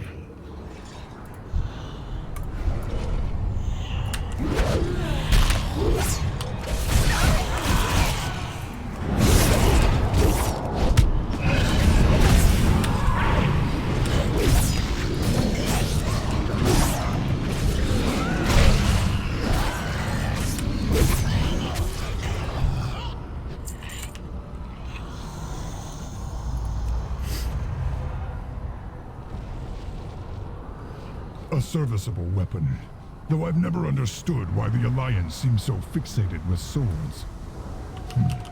Too much blade, not enough haft.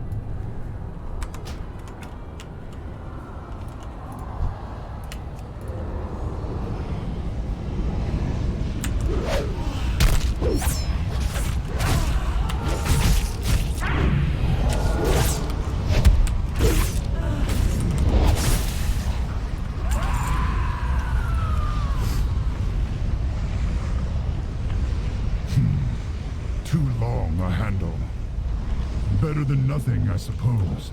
Let's take one more look.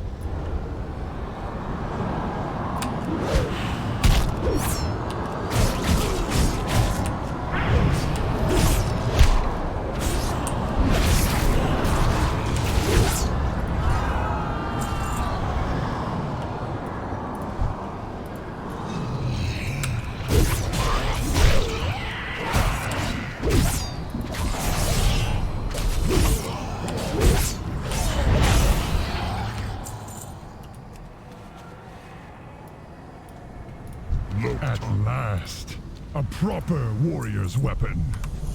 If the jailer comes, he will taste my steel.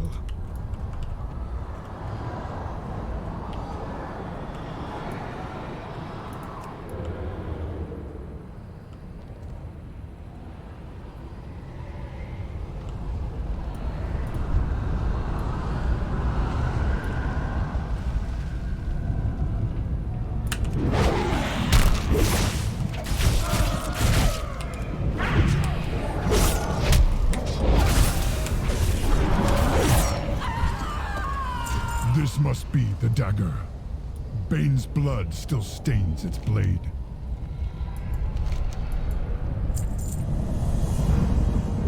Together, we are strong.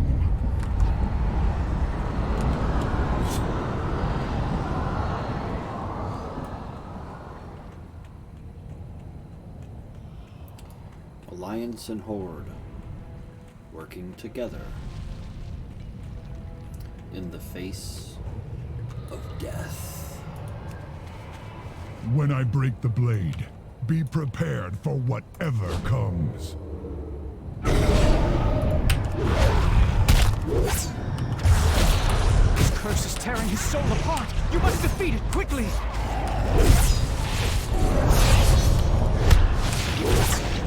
Hold on, Bane!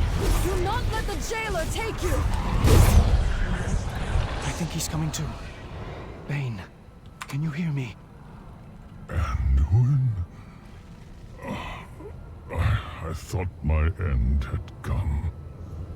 It almost did, were it not for this champion. Then you have my eternal gratitude, hero. What brings you to me? I wish we had more time for you to recover, but we need to move. I will do what I can. Control your power. Lead the way. Or it. We will seek a control waystone located beyond the cauldron. Have you seen it? I spotted an obelisk of ancient stone upon the high ridge. It did not seem important. The jailer's forces pay it little heed. What do you think it is? Our way out of here. We hope. A long road lies before us. The jailer's forces seem endless. There is no way we can fight through them all. Jaina, can you hide us from their sight? My spell will get us past most of his guards, but there will likely be some who can see through it. Stay close. We can't afford to draw their attention. Hold here.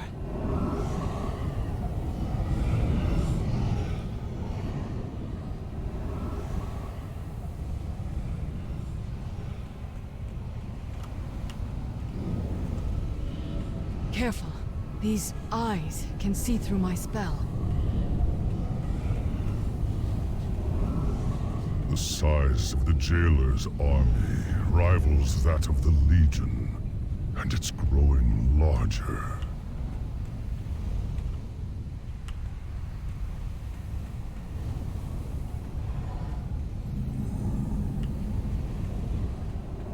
So many souls pouring into the maw. The dead of Azeroth, Draenor, worlds beyond our imagination. All damned to this place. Hold here.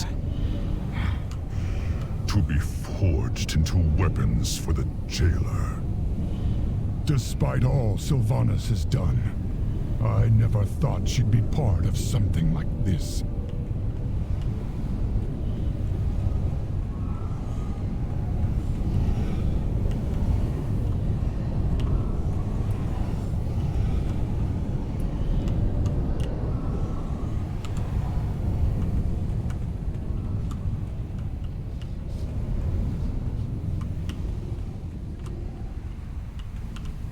Look, on the platform ahead. That must be the Waystone. We need to reach it before the jailer takes notice.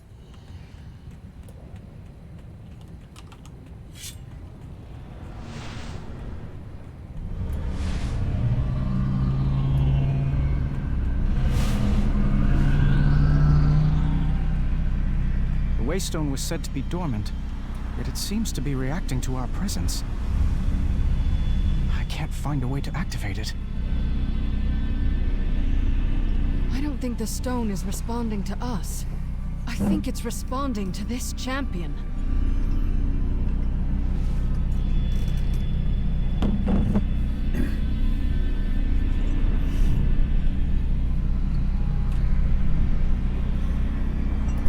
Just cause is always worth fighting for. Be vigilant. When the jailer realizes our plan, he'll send all his forces against us. only chance is to keep them at bay long enough for the Waystone to fully charge. Every second counts. Mothwall, take this!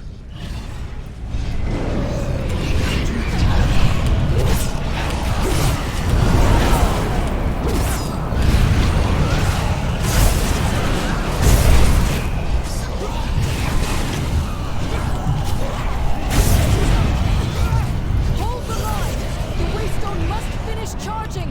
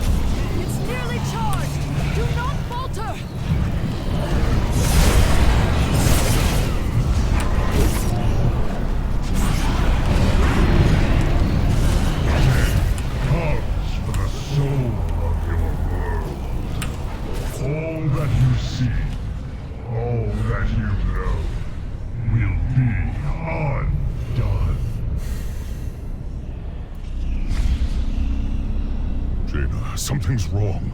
It seems the Waystone has stopped charging. The stone responds to you, champion. Try to activate it while we hold off the Jailer's army.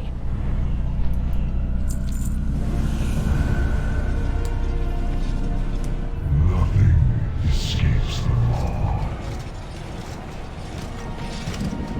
Yield to the inevitable. They've stopped their advance.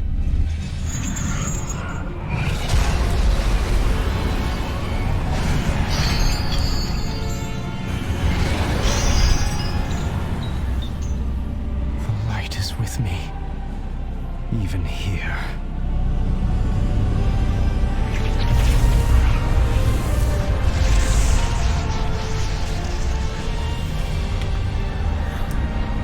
Go, champion! Go!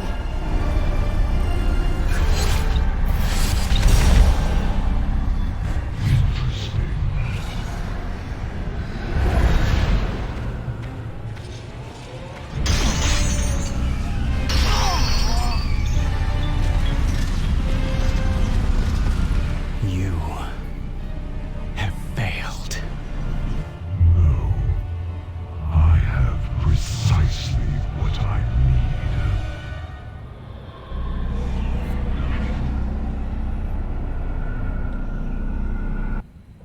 Greetings, mortal.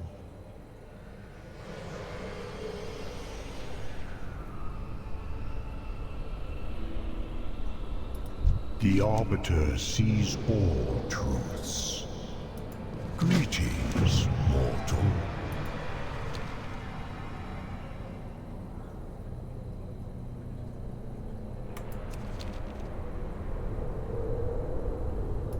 How may I serve? An agent of the Maw is attacking Oribos. Defend the Arbiter! Hold. The Maw's power does linger upon them, but I sense... No, that cannot be possible!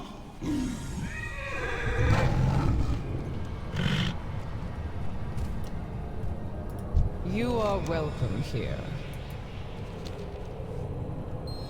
We must bring them to the Overseers at once. Come with us, stranger.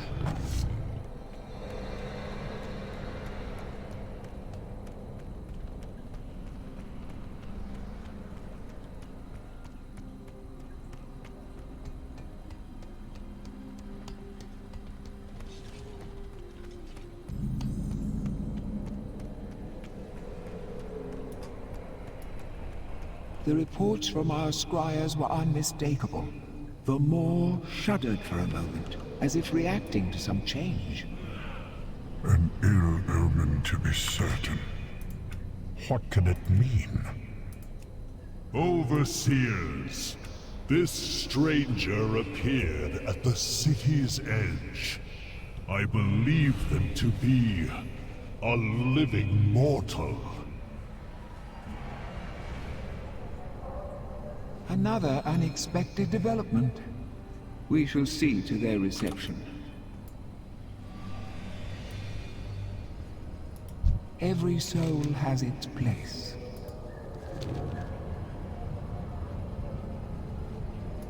Oribos welcomes you. Trust the purpose. Every attendant in Oribos is taught that the Maw is unbreachable. That the malevolent souls within were sealed away for all eternity. This mortal's escape might mean the prism is weakening. If true, the Banished One could... Cardelen, Kasher, purpose be praised. At long last, the Arbiter has stirred. Wondrous news, honored voice. Mere moments ago, there was a disturbance at the boundary of the Maw. Then this mortal appeared, claiming to have broken free of it. A living mortal? Surely their presence here serves the purpose. If the Arbiter reacted to their arrival, perhaps they are the key to waking her. Is this mortal worthy of such an audience? They may prove to be an agent of the Jailer. It is the Arbiter's place to judge souls, Kasher, not ours. I will bring this mortal before her. With her voice have I spoken. Blessed be her voice. What might your purpose be? Blessed be her voice. Your path is chosen. Blessed be her voice. I pray the Arbiter will awaken in your presence, mortal.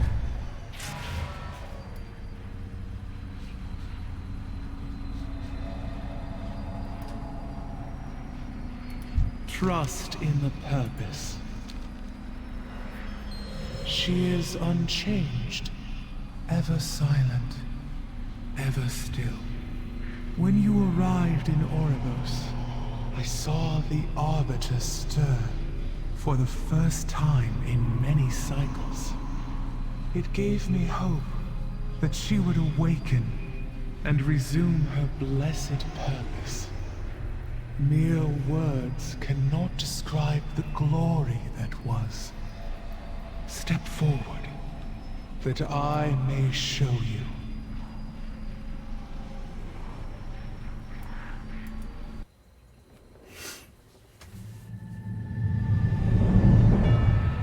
For uncounted eons, the Shadowlands was in perfect order. Infinite afterlives, with Oribos, the eternal city, as the shining heart. Every mortal soul came before the Arbiter, and she, ever wise, experienced all that had shaped a soul in life. With this knowledge, she consigned every soul to the afterlife it justly deserved. Until...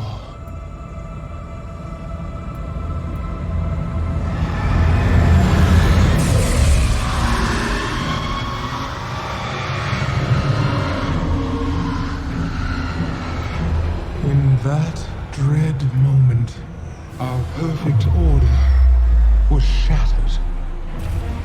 And so it is that every soul, kind and cruel alike, is denied its rightful afterlife, and instead is damned to the inescapable torment of the Maw. Now souls rich with anima travel only to the Maw.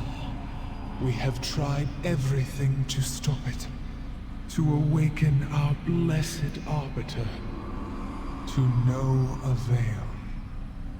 Without anima, drought has gripped the Shadowlands. The afterlives have grown isolated.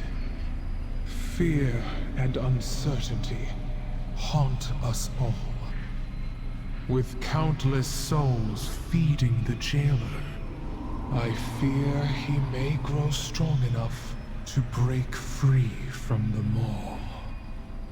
It is said he is filled with hatred for the Arbiter.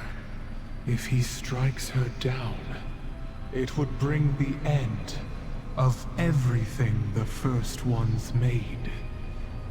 Return to the lower levels. The Overseers will prepare you for what is to come. Speak, mortal.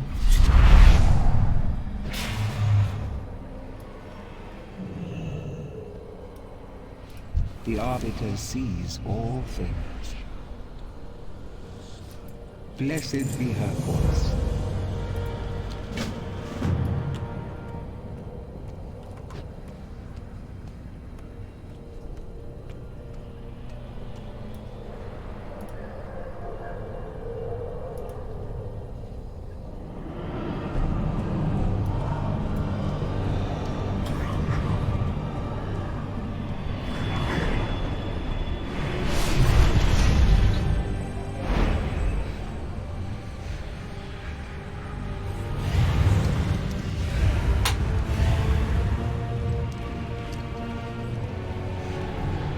More outsiders. What have you done, mortal? Be at ease. I am Bolvar Fordragon. These knights and I are here to help. The touch of the Maw is upon their souls as well. But if they found a way to break free of its influence, perhaps they can aid us.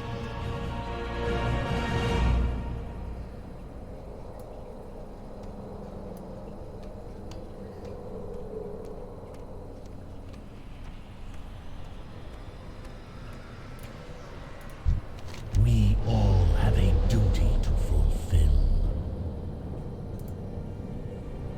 The chains of the past still bind us.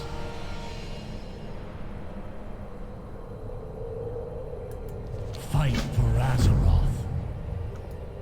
You seek to open a doorway back to the realm of the living?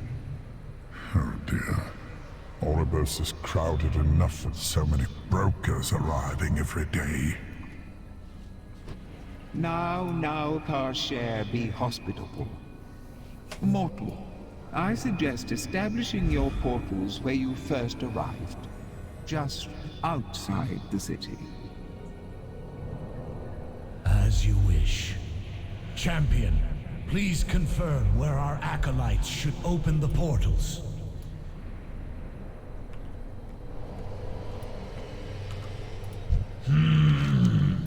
Another time.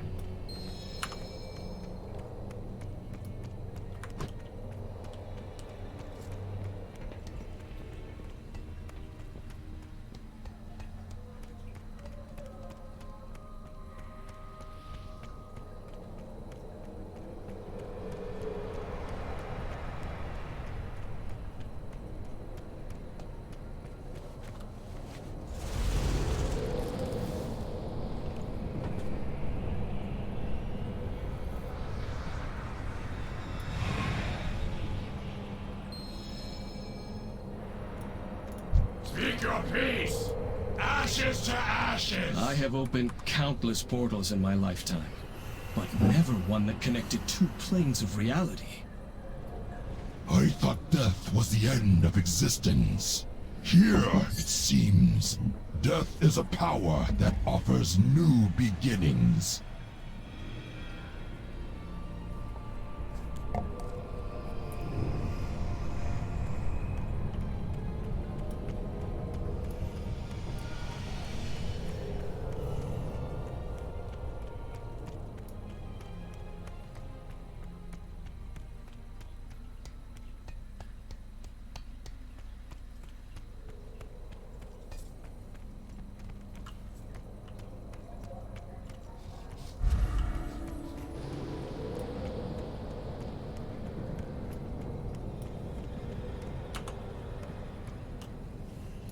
I have been instructed to assist you. Trust the purpose.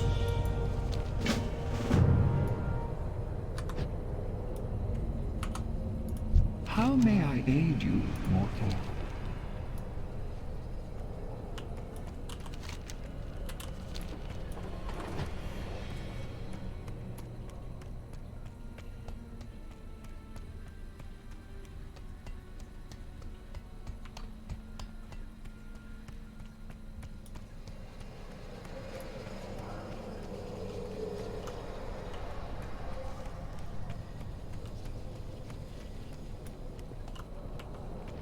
It would be my pleasure to help you.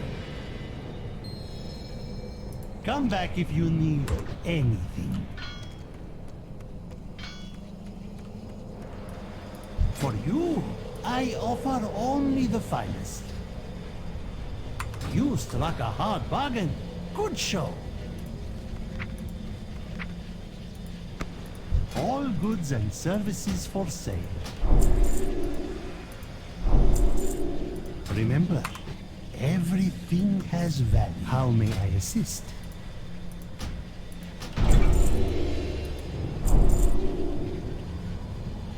Always a pleasure.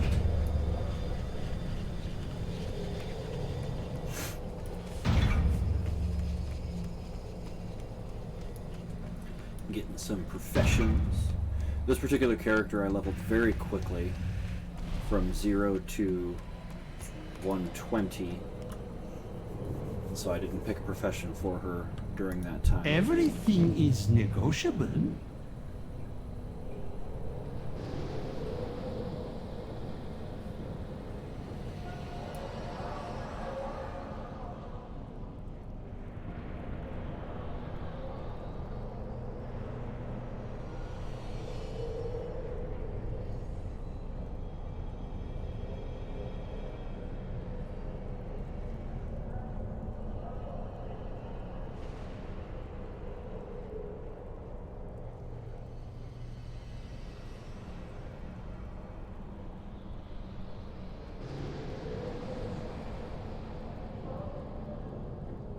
You guys will have to forgive me a little bit. My wife just made me cheese-wrapped chicken that I will be dipping in a wonderful buffalo sauce.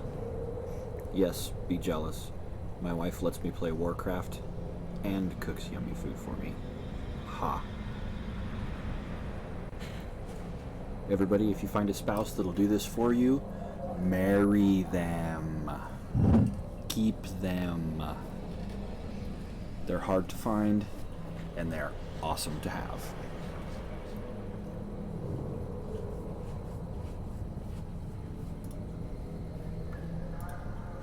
Your patronage is always appreciated. While we're here, I suppose we're gonna go ahead and make some stuff.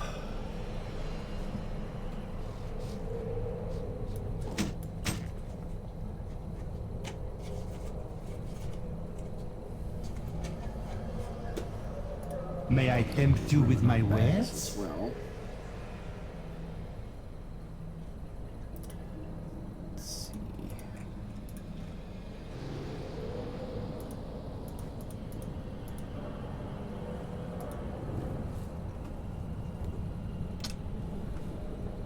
I even get kisses. Meh. I love you, honey.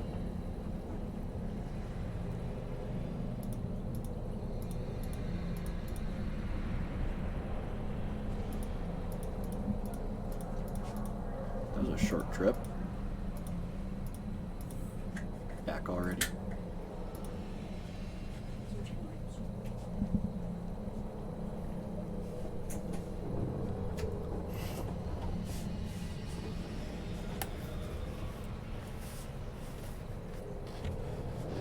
Okay.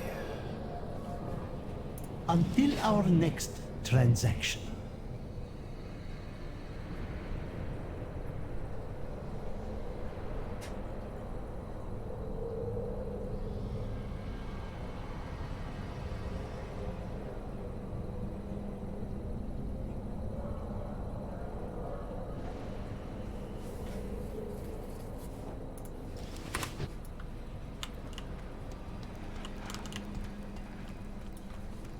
The city of Oribos is actually laid out really nicely. It's just a big circle on the main floor. Welcome to the Eternal City. You've got Guild Bank, that big door, regular bank, these guys here. And you just run back out to the main circle. That tube in the center, here in the Ring of Fates, that is the Maw. That goes directly to the Maw. That is the stream of souls coming in that is bypassing the voice and going straight into the Maw because she is asleep. So basically what our overall objective is to wake her up so that she can judge the souls like she's supposed to. That's the whole problem. She's asleep.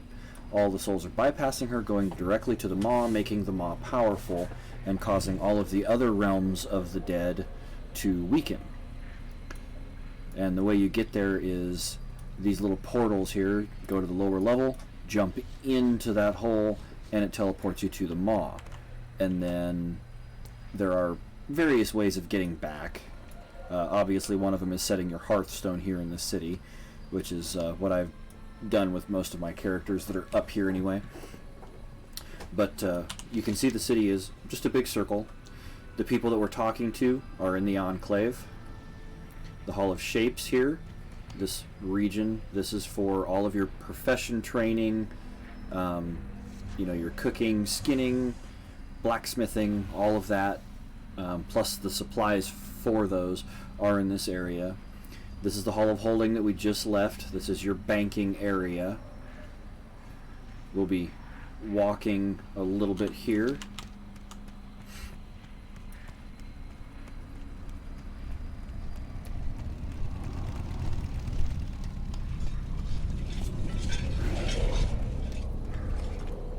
And this is the innkeeper. You honor me with your attention. This realm offers infinite opportunities. Please, do see me again. So pretty much everything that's in here is just eye candy. There's really nothing as far as value, you know, there's no vendors or anything in here. So basically this is just the inn. You set your Hearthstone here.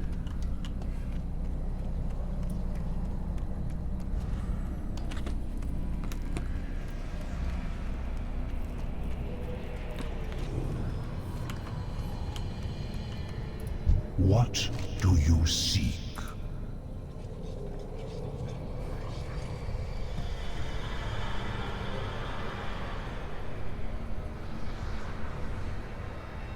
May you find your fate.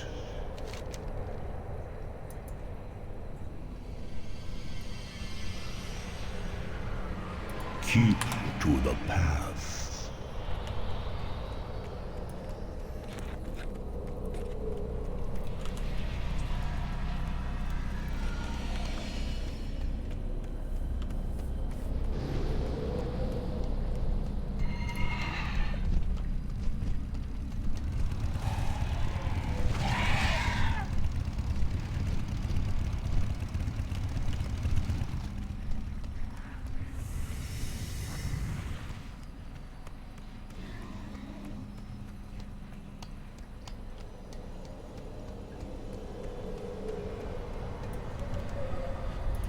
I live to serve.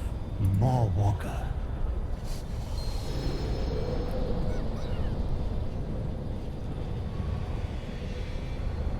Death is the ultimate transaction.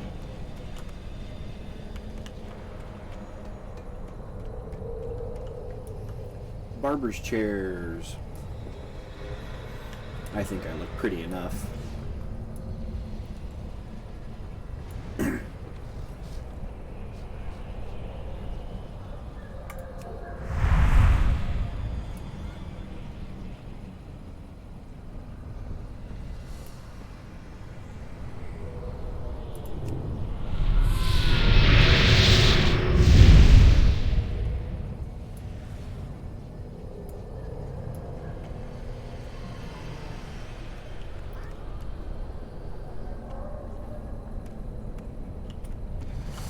For you, I offer only the finest.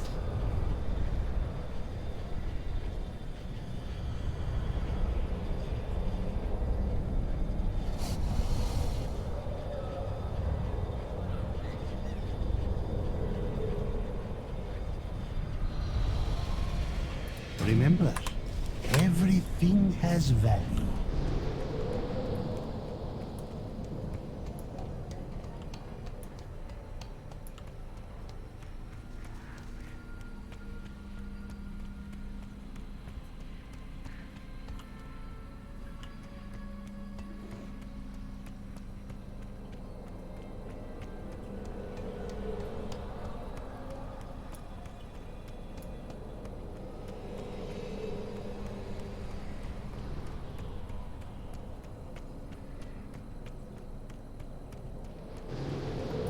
When she sundered the helm, the sky above the citadel shattered.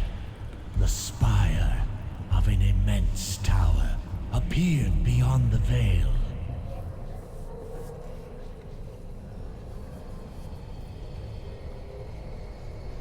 The purpose brought you to us. If the Maul's influence bleeds into your realm, the balance between life and death will be broken. All you hold dear will be consumed in darkness. We all have a part to play.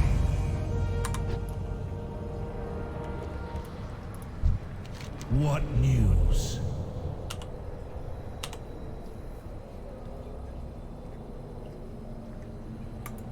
We all have our burdens to bear. Hear the words of the Arbiter. Tell me, how did these allies from your world become trapped in the Maw? Sylvanas Windrunner sent her agents to abduct them. Dark, winged beings who caught them in chains and dragged them through the shattered sky. The winged Kyrian of Bastion ferry souls from the mortal realm into the Shadowlands, but not with chains. And they are noble, untainted by the Maw. True, but it would seem this is the only clue our mortal friend has to follow. It falls to us to open the way for them. Overseer Kasher, take this mortal to the Ring of Transference. Use our anima reserves to open a pathway to Bastion. But, honored voice, we have so little anima in our reserves. Surely we should be more... See it done, Kasher. With her voice have I spoken.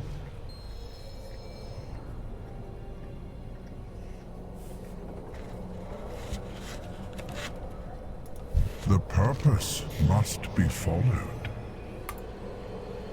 Please come, mortal. I will show you the way.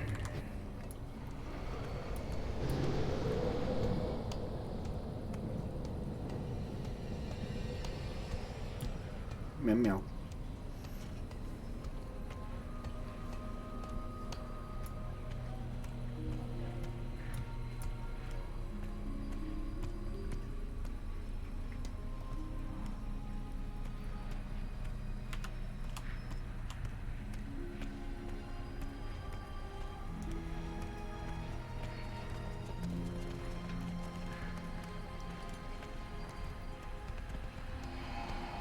Here, mortal. This teleporter will convey you to the Ring of Transference.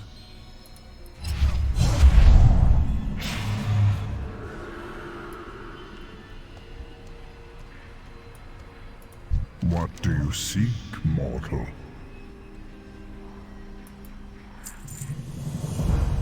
Blessed be her voice. We have precious little anima to spare, but the honored voice has blessed your mission, so we will use what we have. We will call down one of the soul conduits for use as a gateway to Bastion.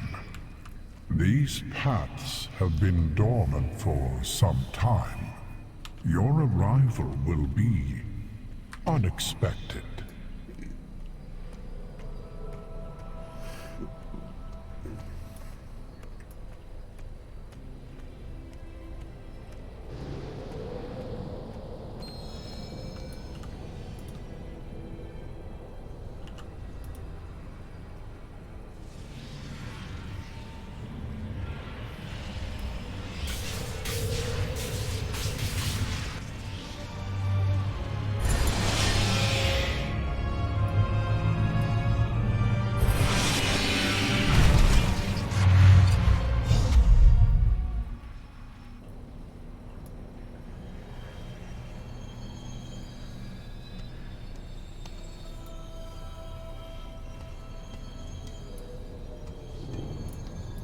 The Arbiter watches over all.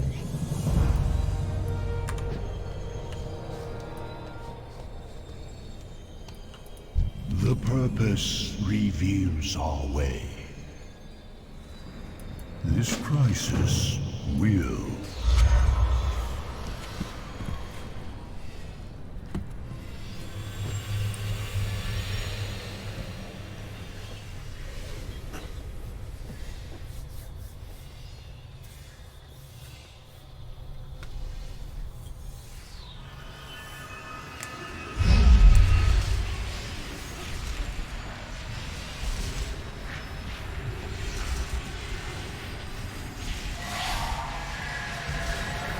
So here we go to Bastion. This is the realm of the angels that I spoke of earlier. And these are where souls are brought in and conditioned and trained. Kind of your first stop when you come in if you're not By the damned Archon, directly to the mall. The way is open? The voice acting is very well done in this expansion, I will say. There's a lot of text that is actually voice acted when it comes to doing the storyline. Some nice cutscenes. Just pretty pleased with it. It's probably some of the best work I've seen in a little while. Better than a few of the previous expansions, but pretty happy with it. The future of Bastion is in our hands. Keep a calm mind. Deep breaths. We will fix this drought. We must. It is my pleasure to welcome you to Bastion. Though, you are like no soul I have ever seen before. No matter. You are to become one of the Kyrian. It is our sacred charge to bring mortal souls before the Arbiter for judgment. It has been an age since we last welcomed a new arrival. The greeter will tell you more, as soon as we awaken it.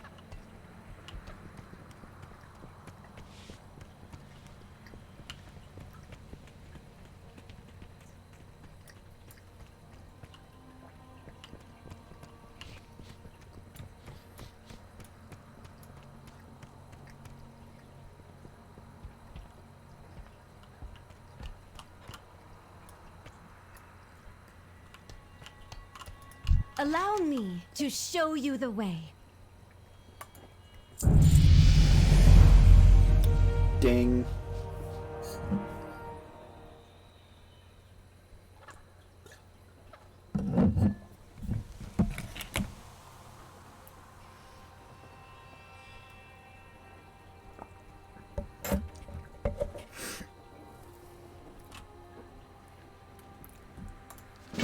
Sika, can we spare any anima for the greeter? Yes. Take my barrel. Centurions will share. Hold tight now.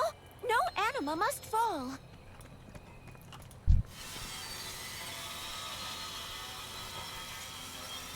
My anima for Bastion.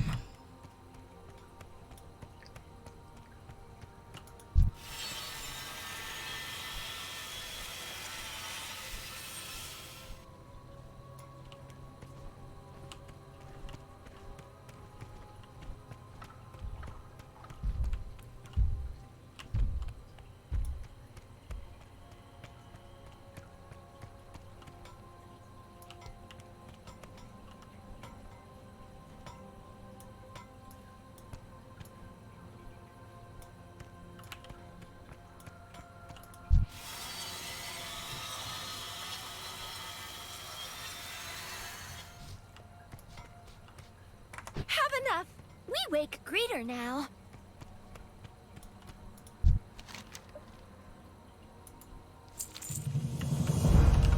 Anima reserves now nominal. Initializing. What knowledge do you seek?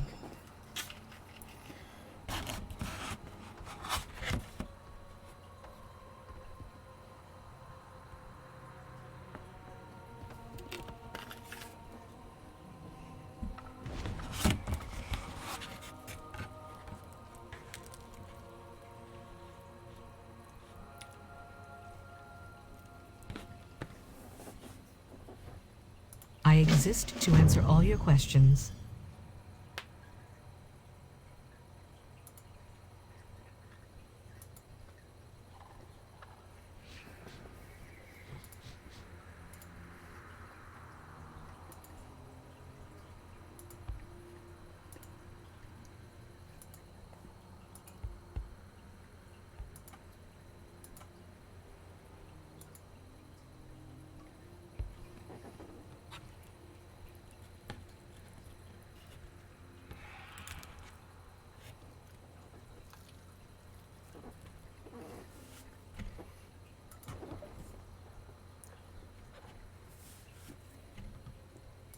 It was my Greetings, denizen of Azeroth. We have prepared a number of activities to help you acclimate to your new existence. Please visit each station to learn more. I must prepare my station. I will meet you there.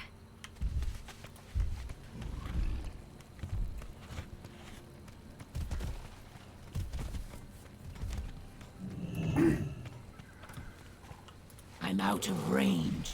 Welcome, new aspirants, to the first step in your journey through Bastion. While you venture among us, we will teach you the virtues of purity, courage, humility, wisdom, and loyalty. You will cleanse yourself of your mortal flaws and ascend to a higher state of being, capable of performing our most sacred and difficult task. We have much to teach you, but have no fear. Your journey is your own, and you may walk the path at your own pace.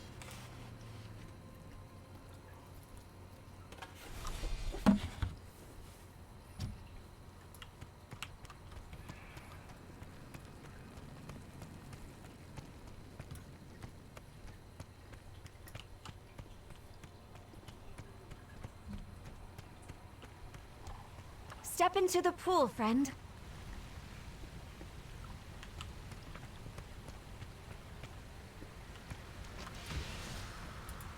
Passing through the veil can be traumatic.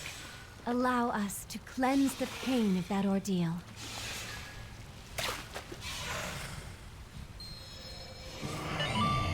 What is that?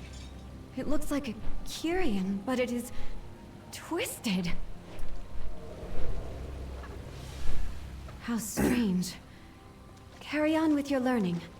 I will meet you near the greeter.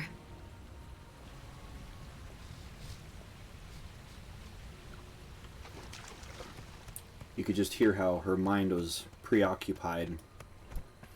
They really went all out on the voice acting in this one. Especially when you get to Revendreth, there is some seriously good voice acting there. almost hilarious. It's simply wonderful. It's funny. It's exciting.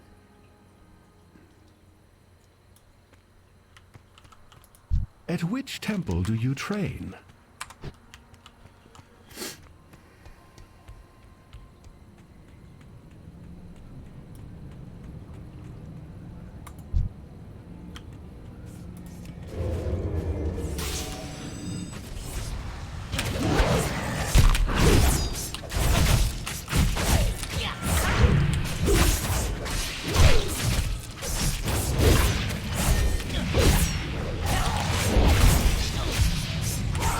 Satisfactory result.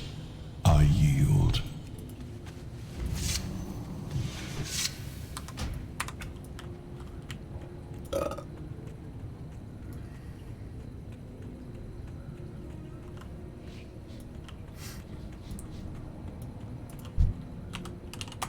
Fate has brought you here to me.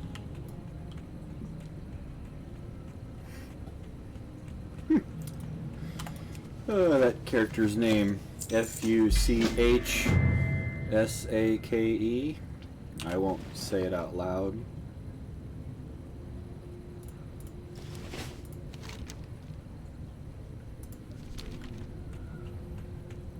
But that's pretty entertaining. You get some great names that'll make it past the name filters. I've seen some amazing guild names. Seen some great character names.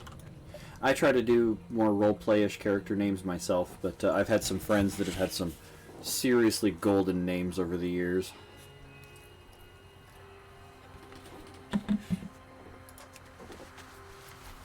All deeds from your previous life will be collected and stored.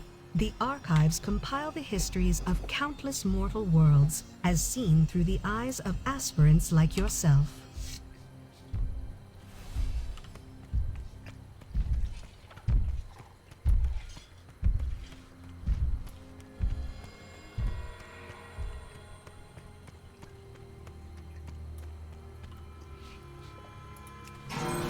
The Vespers of Bastion are no ordinary instruments. Their voices bolster the spirit and draw forth the lingering burdens of one's former life.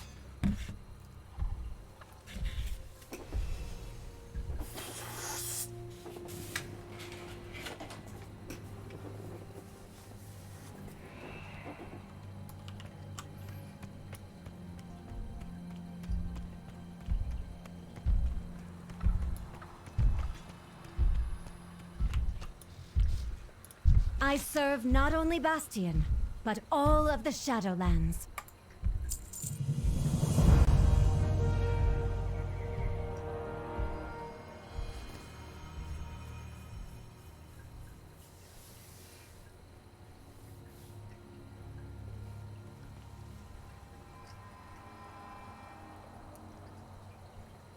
Our purpose is to serve. I will ascend. Kyrian, in service of the Maw? That cannot be. What is the meaning of this? They must have sensed that I enabled the greeter. I will handle this, mortal. Why is this Nemesis unit active? We can ill afford this anima expenditure. Goodbye. Ascended One. This newcomer brings troubling news of Kyrian in the Maw. We must inform the Archon. A grim fate. But if the Arbiter judge them deserving of it, then the matter is not our concern. These were not prisoners, but willing servants. Surely this merits an audience. There is but one way to earn an audience with the Archon. To walk the path and prove worthy of ascension.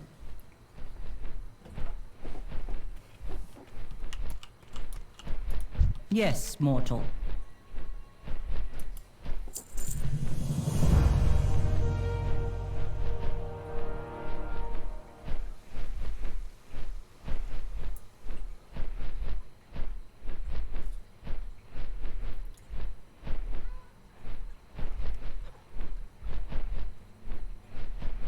Interesting, the wing beats are actually making a musical beat.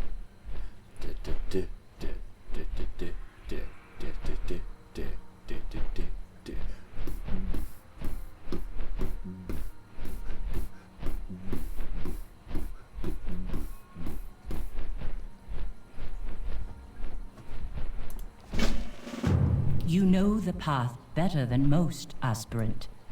Archon's eyes upon you.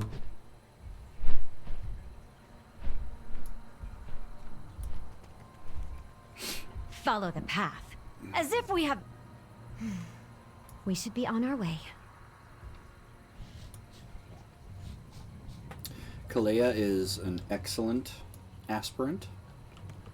She repeatedly questions her duties, but keeps herself in check and uses knowledge and perseverance in order to further her investigations and her cause. And I believe... I had nearly passed my final trial when the drought began. None have ascended since.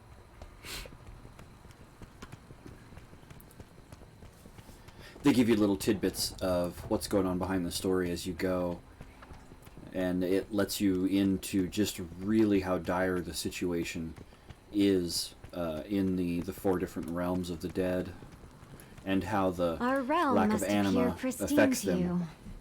Words cannot express what was lost. Wait, let me show you.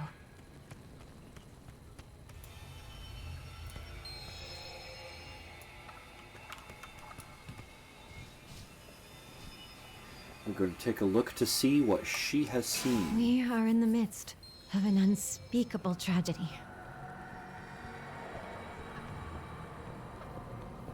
Come. We will seek out my soulbind, Pelagos, at Aspirin's Rest.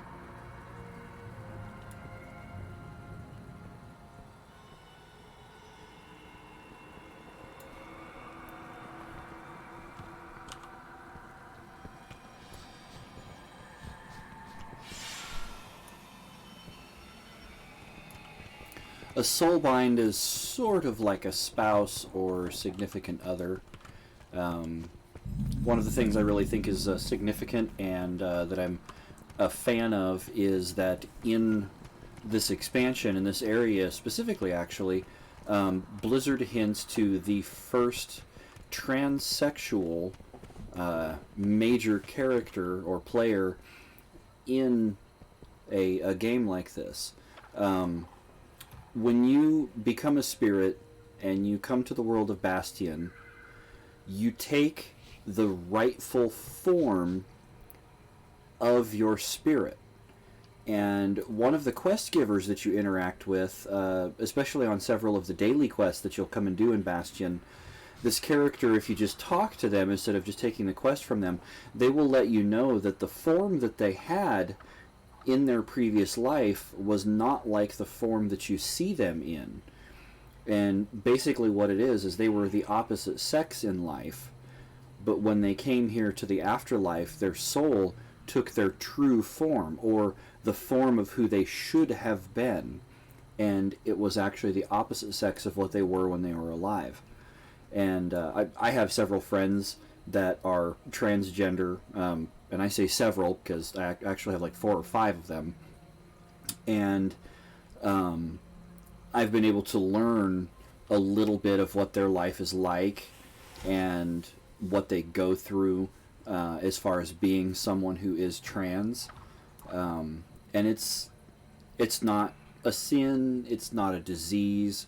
There's actually science behind the reasoning of being trans.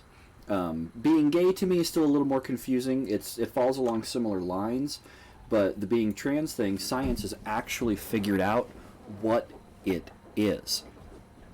And the easiest way to explain it is when a baby is forming in the womb, they do not have a gender for the most part up to a certain point. As they are forming, primarily the body forms as a female, and that starts from the most basic embryonic stage, when the cells first start dividing and then actually forming functioning body parts in the womb. This is very early on in the pregnancy. Pretty much all of it is lending towards female. And what happens is, at a certain point, there are chromosomal changes that trigger the forming body of the fetus, of the baby, to trigger into changing to a male. And if you actually look at the anatomy of a male versus a female and the shape of their body parts, it's almost a mirror image of each other. And so what happens is, at that point, if the body is to become a male, this chromosomal change happens, and the body says, okay, we're not going to continue forming this way, we're going to rearrange a little bit and form this other way, and then the body becomes a male. Now, in transgender people, the issue that they face happens at this precise point. It's, at this point, it is decided that the body will be either a male or a female. And what happens for people who are trans is the brain does not make the same transition that the body does. So if the individual is a female, but they feel like they need to be a male, like their brain thinks that they should be a male, what happens is, at that point of transition with the chromosomes, the body does not trigger the change into male, but the brain actually does.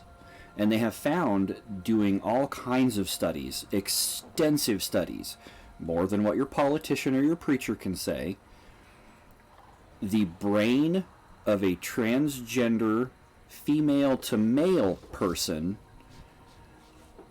the brain of that person is more like a male than a female.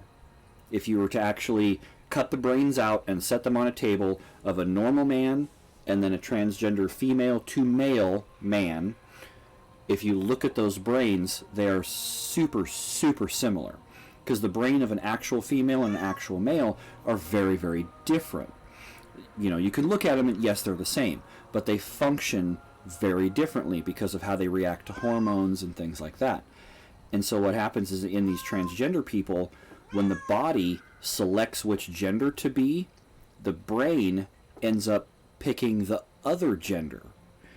And that's why these people end up, usually later in life, saying, eventually they can work up the courage, or they have the support through friends or family or what have you, to go ahead and say, hey, I don't feel right. I think I need to be this other thing in order for me to feel right. And for some people that takes just decades. They frequently go very late in life before they come out and say, I don't think I need to be this gender, I feel like I need to be the other gender. And a great case in point is in the Jenner family. You had this amazing Olympic athlete, star athlete, that later on in life, after having children and a marriage, albeit a failed marriage, this life as a man, Caitlyn Jenner came out because the world was starting to become more accepting of gay and transgender and, the different forms of sexuality. And Caitlyn came out and said, I feel like I should have been a female. And fortunately, I think for those people that have to go through that, I think it's becoming much, much easier for them because the world is more accepting of that. A human is a human is a human. And being gay or being transgender or, all the different versions of sexuality, none of that is bad. And if you translate the old language in biblical scripture, because that's a big one that always comes up, well, the Bible says it's a sin. And the wording calling it an abomination before the Lord doesn't mean it's a sin. What that actually is coming up and saying is it's not normal. It's abnormal. This isn't the norm. This isn't the way things are normally supposed to be, which is true. And science, fortunately, has figured out why that is. And I think it's really interesting that Warcraft has been able to get to the point where they have brought in a character that displays this particular lifestyle and, you know, mental faculties and whatnot, and they've displayed it in a way that, honestly, if it's offensive, you have problems. You are unaccepting of people, and technically, if you're most likely, the people that aren't going to accept that kind of stuff are very religious, and not being accepting of a person is actually a sin. They can't help how they are born, and being gay or being transgender or something like that, that's not a choice. That's not a lifestyle that they pick. They actually physically, physiologically are that way. And there's nothing that can be done to change them. All these anti-gay camps and stuff like that, that's literally child torture that these people are sending their kids to. That's all that is. Go and interview one of those kids. Get them away from their parents, away from the counselors and all that kind of stuff, and get them to actually let you know what's going on. And it's absolutely disgusting what they do to these people. It's disgusting. Like, almost to the level of Hitler concentration camps disgusting. People are gay. People are trans. That's just the way it is. Nothing's going to change that. And if you treat these people poorly, if you treat them differently than other people, you are actually, according to pretty much all the religions on earth, performing a sin, because you are not treating thy neighbor as you wish to be treated yourself. That is one of the Christianity's most basic commandments, and it is violated constantly in regards to gay, transgender, and the like.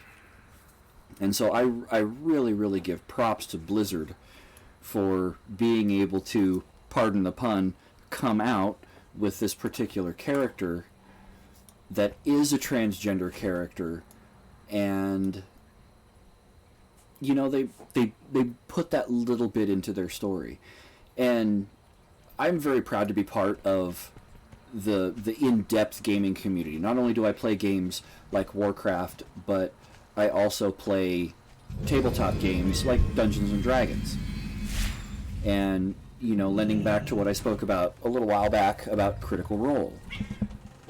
Matthew Mercer, the Dungeon Master of Critical Role, is quite possibly one of the greatest storytellers to have ever lived in all of human history. He has an amazingly brilliant mind. The weaving of his stories is simply stunning and beautiful. Helagos will be eager to meet you. And so, to keep his worlds, albeit fanciful, he keeps them grounded by introducing gay characters or characters that might be, you know, possibly transgender.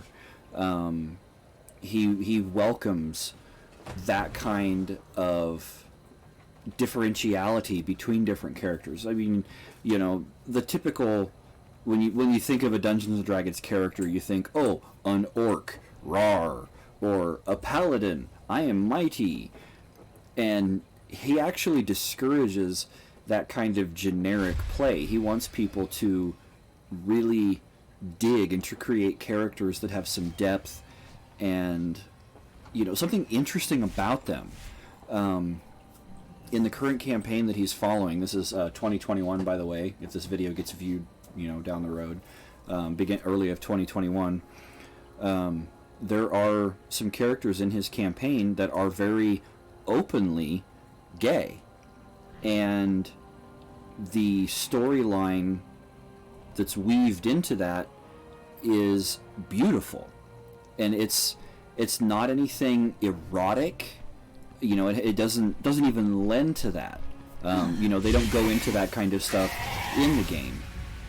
It's more of just character relationships and things like that, and being gay and being friends, you know, basically intimate friends with someone of the same sex. There is nothing wrong with that as far as humanity is concerned. Religion is the one that has a problem with it.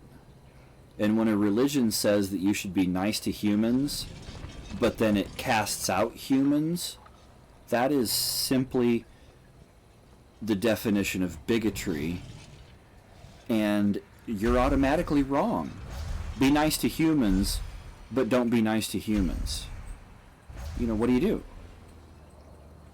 And that's why I myself, I pick no religion. I follow faith. There's a higher being. Something created the universe. All of the matter that makes all of us up came from something. Some sort of power. Something made all that we are. But I don't think that man has the capability of nailing down what that actually is. We're getting better. We're getting smarter. We're advancing. You know, the advance of technology has helped advance our knowledge. I mean, today, most of the people around the world, you know, 7.5 billion people, have access to a device that you can put in your pocket that literally can tell you anything that is part of human knowledge. That's amazing. 20 years ago, that didn't happen.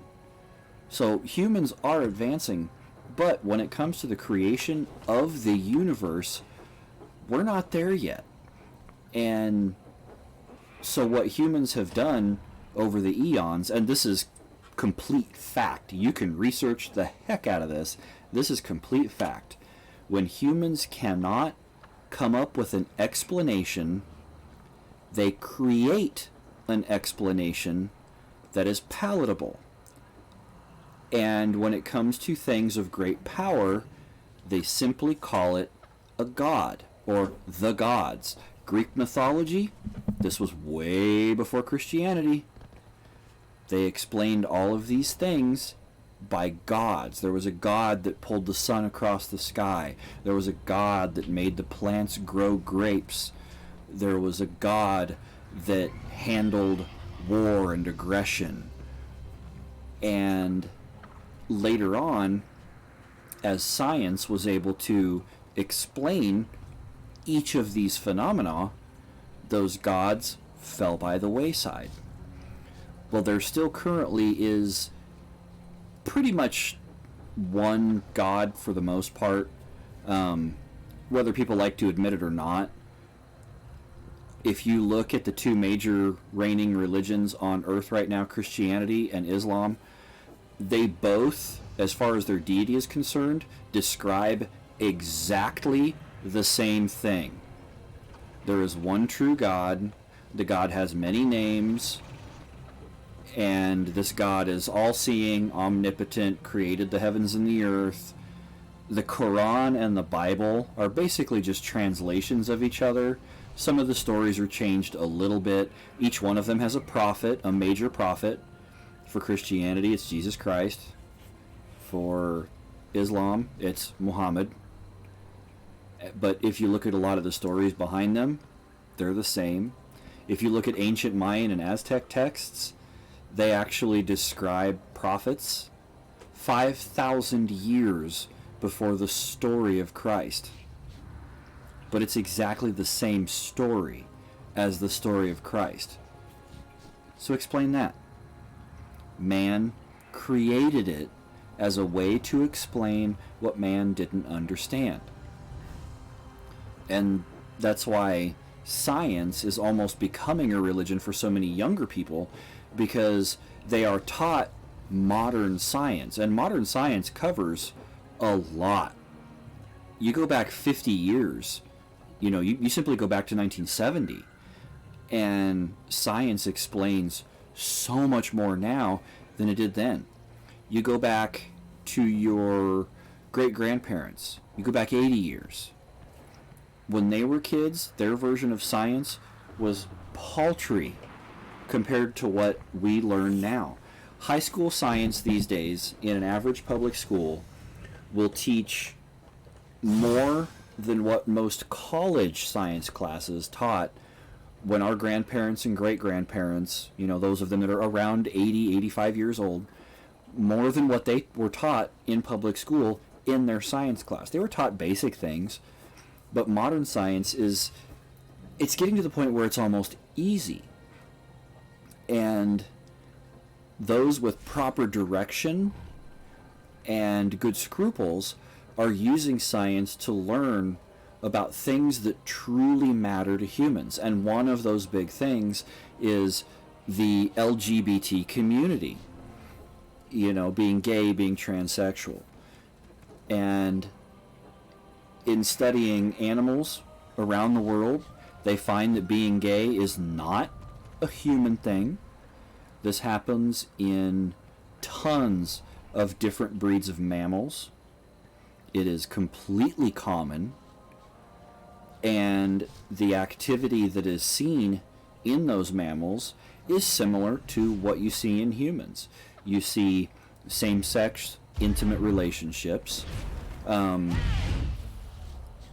don't know myself of any transgender study that has been done in the animal kingdom, but in the human realm, the research that has been done does show that there is science behind LGBT, behind transgender. It's a real thing. And the biggest problem that they face as far as not really coming out, but seeing if it's something that's legit. Because kids oftentimes will do things to bring attention to themselves. And one of those things, due to the way the world is now and the openness of transgender, one of those things is to say that, well, maybe they feel like they might need to be the other gender. It's okay for them to think about that. It's okay for them to kind of experiment with that.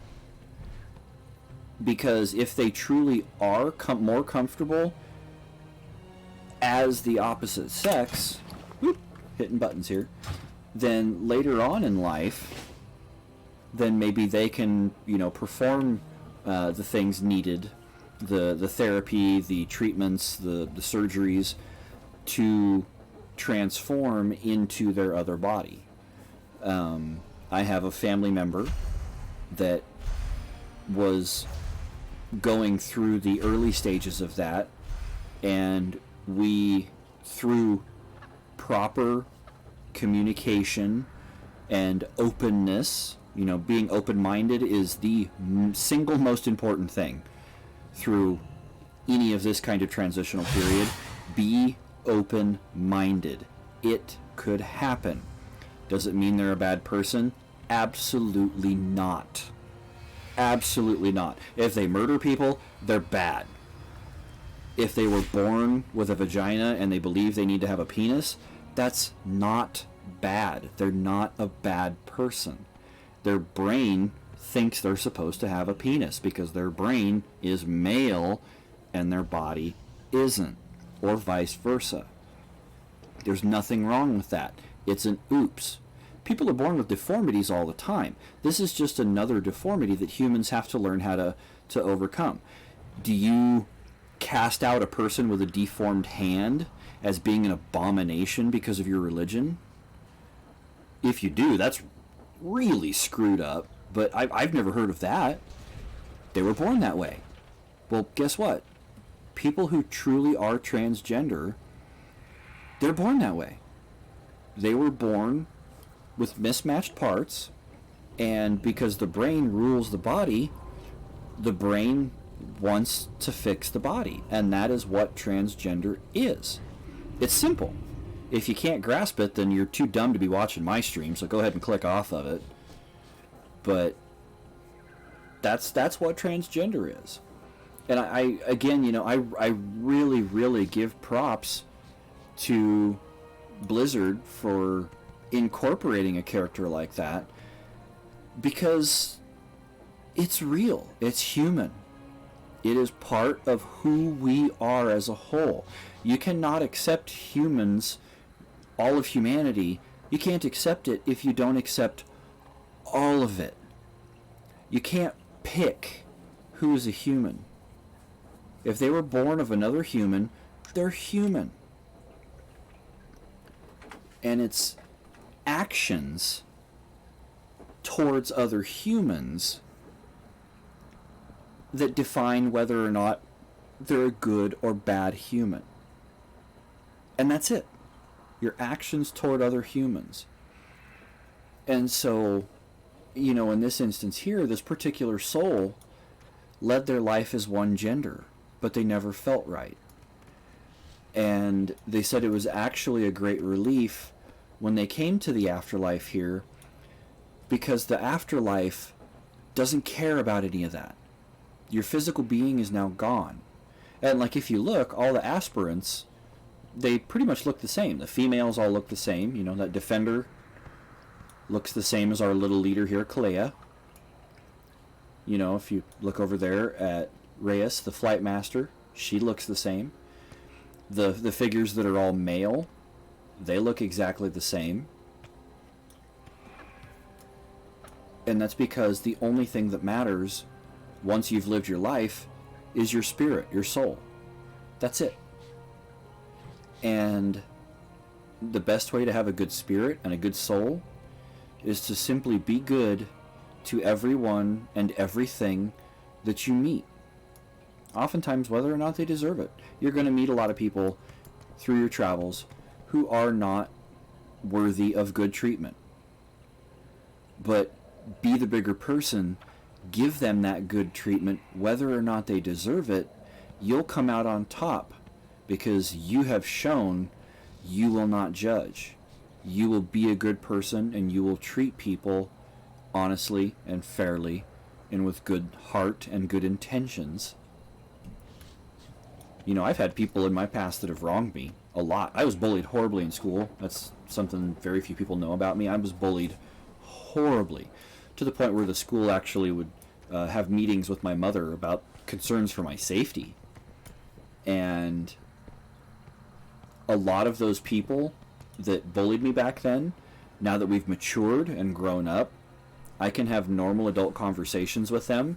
Nobody harbors any ill feelings because we treat each other responsibly and with respect. And through that, that's where a good life comes from. And so I think it's refreshing, and it's very nice that they show that here this particular soul is an aspirant to be basically become an angel. You know, one of the flying ones that guides souls through the afterlife, which is a hugely noble cause. That individual is transgender, but because their soul was pure and they lived a life of honor, their soul has the chance to be great. And, you know, they weren't cast off into the maw as a rotten soul. You know, I think Blizzard is taking a very realistic look at what the afterlife could be, and they were thoughtful enough to include people that weren't just cookie cutter. You know, it's actually, you know, a really nice thing that they've done. I think it was well done. I applaud them for that.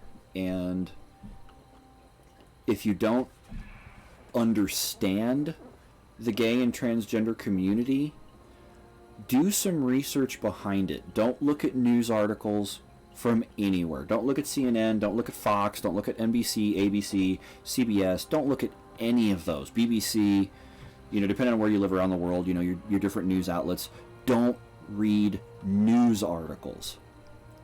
News articles are only there to sell advertising, and so the more sensational they can make it sound, they're going to do it.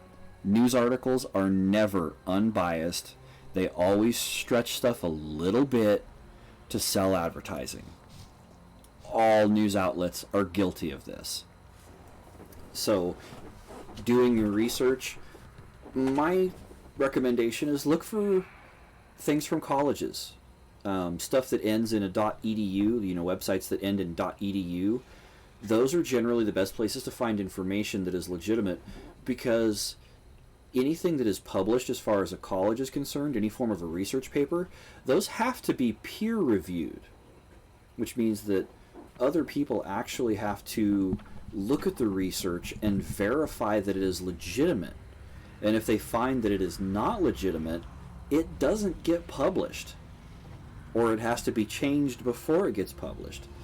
And so when you go to do research, look at where your sources are coming from. If the sources are, from conservative or liberal pages that are, have strong agendas on them, don't trust those.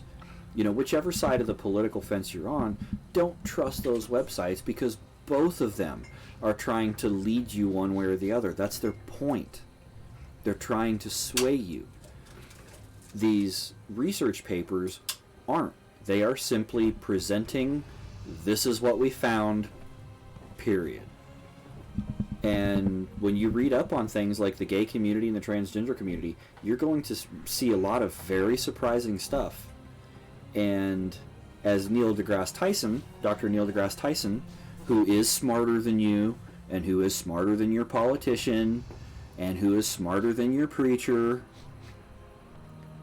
one of his most iconic quotes is, "The best thing about science is that it is true whether you believe it or not." And that is 100% the way it is. The way the human universe is. Science is true. If it is found that a bit of science isn't true, science will erase the old stuff, write in the new stuff, so that it's true. And so if it's written, that's what we found. And it's just like writing on the wall. It's black and white. There is no alternative facts. If science has published it, then it is, as far as humans, the smartest humans in the world can tell, that is the way it is. And even if you don't believe it, that's the way it is. And so I'm thinking, if you're still listening to me at this point, you probably have enough intelligence, there's enough gray matter inside your head, that you can read some of these research papers and understand the hypotheses that they come to, the conclusions that they come to. Many of these papers are legit conclusions, like, this is the way it is. I think you probably have the cognitive capability to absorb that and to apply that to your daily life. The people at Blizzard did. They looked at that. They talked to people in those communities, found out what it's like. They looked into the research behind it, and they decided, you know what? This is enough of a part of humanity that we need to include this into our game. And so they did. And some people call it controversial. I think that's bull. Being transgender is not controversial. There's no controversy. None. Nothing at all. Nobody's trying to pull the wool over your eyes. That's what a controversy is. Pulling the wool over your eyes. There's nothing pulling the wool over your eyes if someone is born one gender and it was the wrong one. That's simply science made a goof, and maybe it should be corrected. Maybe that person wants to correct it. That's all it is. That's it. That is all it is. It's not someone trying to see your kid's pee-pee in the bathroom. That has nothing to do with it. In fact, if you look at sexual assaults, the history of sexual assaults, there are more preachers and politicians who have sexually assaulted both male and female, assaulting both male and female, than any gay or transgender sexual assaults worldwide. Your kid is more at risk to be sexually assaulted by a politician or a preacher in the bathroom than they are by a transgender period. Statistic. You can look it up.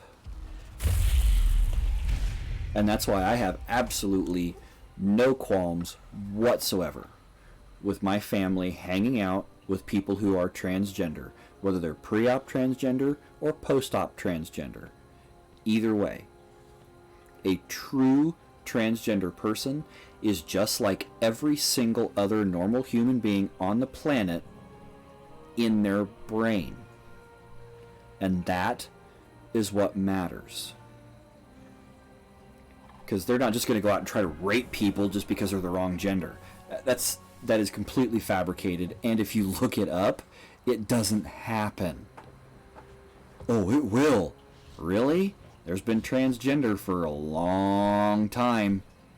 Longer than written history can confirm. There has been transgender people. But we still don't hear about any of that stuff, do we? Guess someone's trying to blow smoke. I'm glad Blizzard's not, and I'm glad I'm not stupid enough to fall for that stuff. I do the research on my own, and my research comes to the same conclusions that Blizzard's did. That transgender is a human way of life. It's part of humanity. It's part of spirituality. It's part of your soul. I don't know about you, but when my soul dies and ends up in a place like Bastion, they're going to look at me and go, you were very accepting of other people. You let people in. You trusted them. And I'm going to move on to the next test. Whereas the people who deny gay and transgender as being evil and abominations and all of this because an ancient man-made book told them, those people are going to get pretty hung up. And they're not going to be able to, their soul's not going to be able to move along. So, who's the real bad guy here? The one who's being mean simply because a book told him to? Or the one who's accepting and understanding and maybe even offers some comfort or security? Incidentally, my house, ally. You need a safe place to stay? Knock on my door. Our house is open. Come on in, sit down, have a cup of coffee. We'll chat. By the end of it, you'll feel better. So, there's that. Now, what do we say, now that my rant has gone on for, what, half an hour or better? I get off on tangents like that. I'm very opinionated, but my opinions, I try to base them in factual reality. Again, no news stations. I actually do not watch the news other than the weather. And even then, I don't really trust that either. Who trusts their weatherman? Trusting your weatherman is like having your preacher tell you whether or not you should keep your baby. And that's disgusting. So, back to the game.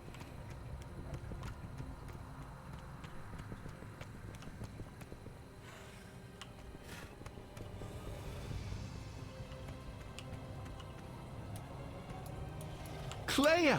Thank the Archon. Pelagos began the ritual without you. What? That fool. We have little time. Whatever the challenge, we shall rise to it. Pelagos may soon succumb to doubt and fear. Make haste. Alright, let's go.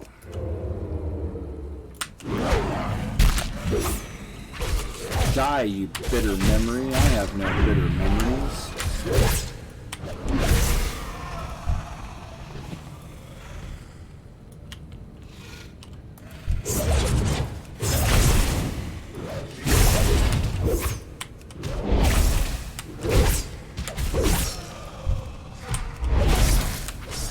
I need to get closer. I need a target.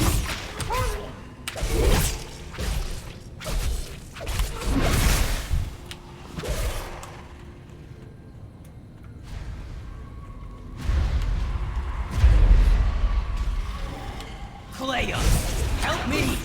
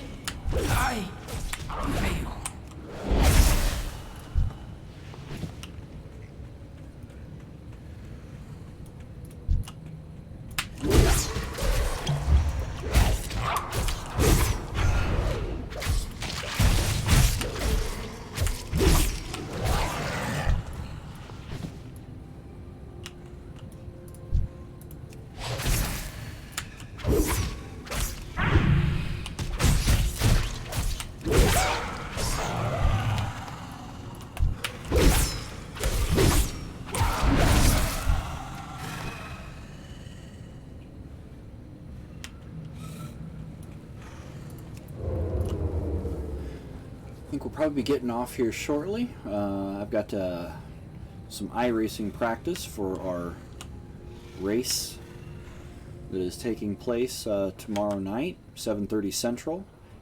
Bearded Sim Racer on Twitch. We must find a solution.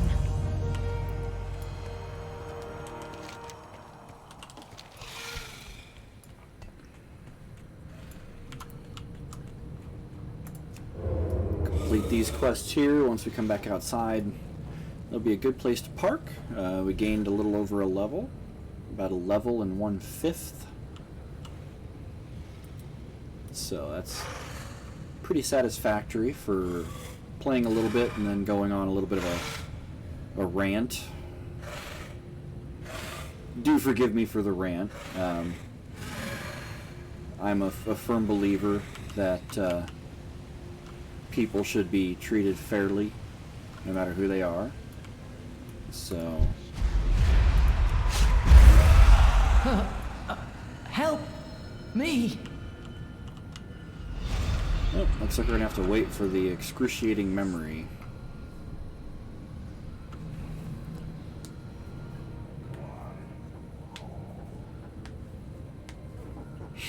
Hate that when you come in and you can't quite tag the mob just before it dies.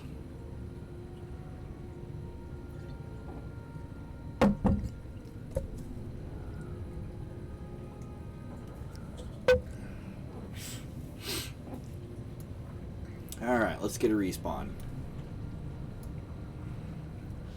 Dun dun dun dun dun dun dun dun dun dun dun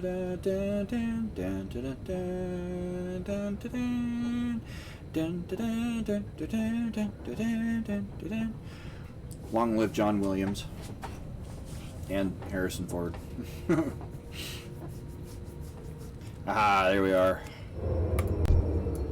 Let's bank a memory. You are weak.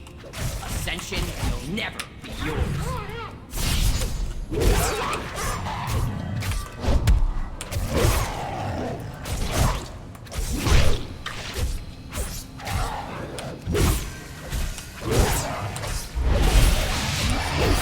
Your failure is a stain on your soul. Weak. No! No! I must not give in!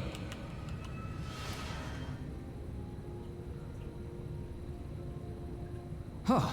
That was too close for comfort. Thank you. I feel much better now. Well, I should say we just kicked Doubt's butt.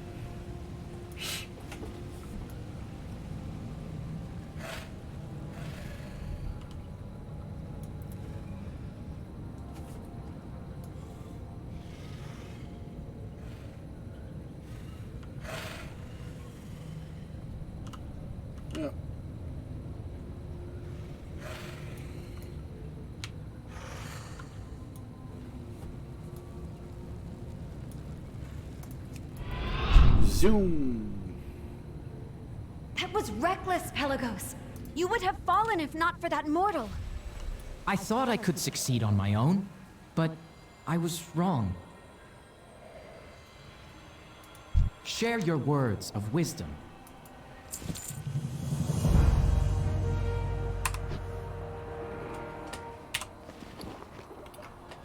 Alright. Plate helm. Doesn't look like we have anything that's going to be an upgrade to us, so let's hop on Mammoth. We'll do a quick repair and sell off our junk. Oop, keep that. Keep that. And that. Okay.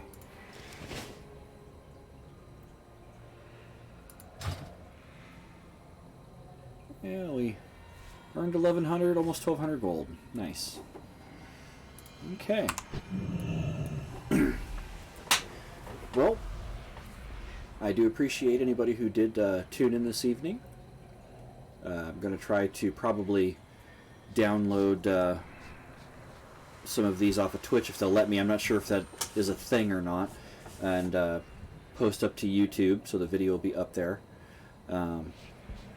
If you enjoyed the Shadowlands content, go ahead and subscribe to me. Get a notification when I come online. Usually I'll be playing Warcraft if I'm going to be streaming. Still having some issues streaming with iRacing. It's causing some lag, and I'm not sure why, because it doesn't really stress my internet connection or the hardware I'm using. So not really sure the reason behind that, but it does make racing pretty rough. But any of the events that I'm actually participating in, usually they are going to be streamed. At least the ones that you would be interested in watching, like the 24 Hours of Lemons. Fantastic group of people. I really suggest tuning in. Generally it's Sunday nights at 7:30 Central. We'll either be doing an endurance race, usually with a pretty big turnout of folks. Frequently between 30 and 40 cars show up. If it's not an endurance race, then we usually do a lot of trash sprint racing, which are only like 10 to 20 minute races. But we'll pair cars up that should not be paired up, and we'll generally be putting them on racetracks that they should not be racing on. It's incredible fun. Highly recommend checking that out. There's excellent color commentary by some seriously fun folks. Adult supervision is requested. There is some adult chat, so if you don't mind your youngsters, if they're of the mature age that they can accept some swear words and some more adult chat. We don't get too grungy, but we do talk about occasionally imbibing adult drinks, things like that. It's a little bit more for the mature audiences, but as long as they're up into high school, generally for the most part they're probably mature enough to listen to us and get some enjoyment out of it. We're no worse than a Saturday Night Live episode as far as that is concerned, but it is spontaneous. It's not scripted, which is nice. And you can interact if you sign up on Twitch, YouTube, or Facebook. Just look up Bearded Sim Racer. If you are on the Twitch stream, I am a moderator on there. Hoosty73 is my call sign on Twitch, which if you're watching this on the stream anyway, this is the name you'll see. I am one of the moderators for Bearded, and so if I'm not participating in a race, I will be actually moderating the chat channel there on Twitch, so we can see you there. But you get a chat with those in the booth, talk about the racing that's going on, talk about the subject that they're talking about. Sometimes they don't talk about racing at all. Sometimes they talk about silly things that happen to them down the street. Sometimes they talk about previous races. There's all kinds of hilarity that ensues. Generally, it's as lighthearted as it gets. It's very funny. People are usually gasping for air by the end of the night. It's a lot of fun. It's kind of addictive. We've had a lot of folks that have just watched us on Twitch and have eventually went out and purchased iRacing, purchased a steering wheel setup, and sat down at their computer and have started joining us in races. And we absolutely love that, even if you suck at racing. And the reason that we love that is because our website literally is isuckatracing.com. Go there, read up on the 24 Hours of Lemons iRacing League, see if it's something that sounds fun. We are accepting of anybody who wants to sit behind the wheel, drive a car with a stupid paint job around a track with a bunch of like-minded people, and just have some fun. It's not serious. The person who placed first in the race almost never wins the race. They literally pick a random number generator to pick the winner of the race. So, there's no skill involved. If you can keep your car running long enough to stay part of the racing session throughout the whole time, you could be the winner. And no matter what, it's fun. Even when you're racing, the chat between the drivers, we have all kinds of fun banter. We, toss each other around a lot. It's great fun, so I definitely encourage, check out Bearded Sim Racer on YouTube, Facebook, and Twitch. He is on Twitter as well, not quite as active as he is there on some of the other places, but check him out, follow him, and that way you'll get notified when the racing is on. He also broadcasts other racing. The ISRA does what they call the Circuit of Dirt. New races starting at the end of April 2021. And it's a bunch of folks from all around the U.S. doing a series of dirt oval races in different cars. They do 5 or 6 different cars throughout the season and progress through to crazier and crazier dirt oval cars as the season progresses. The racing is fantastic. All of the guys know each other. A lot of them have been friends with each other for a long time. And so it's a lot of great racing, great performance, and the production value that Bearded Sim Racer puts on is really top shelf stuff. He has done broadcasting for some pretty serious entities out there, and his quality of broadcast is really good. And what's great is he gets the spirit of the 24 Hours of Lemons. He understands what we are all about as a league, both in what we call the meat space, which is the real world, and in cyberspace, which is the iRacing world. We've got a similar outlook when it comes to racing. Whether it's in the meat space or the cyberspace, it's all about fun. It's all about helping each other, because the more people you have in the race, the more cars you can keep running, the more silly paint schemes and liveries and themes that you can put together, the more fun it is for everybody involved, and that is the whole point of all of it. We don't care about winning races. We don't care about how many laps we turned and quick lap times and, oh, I got personal bests. For a Lemons racer, a personal best is we showed up, we got our car on the track, and we had a blast.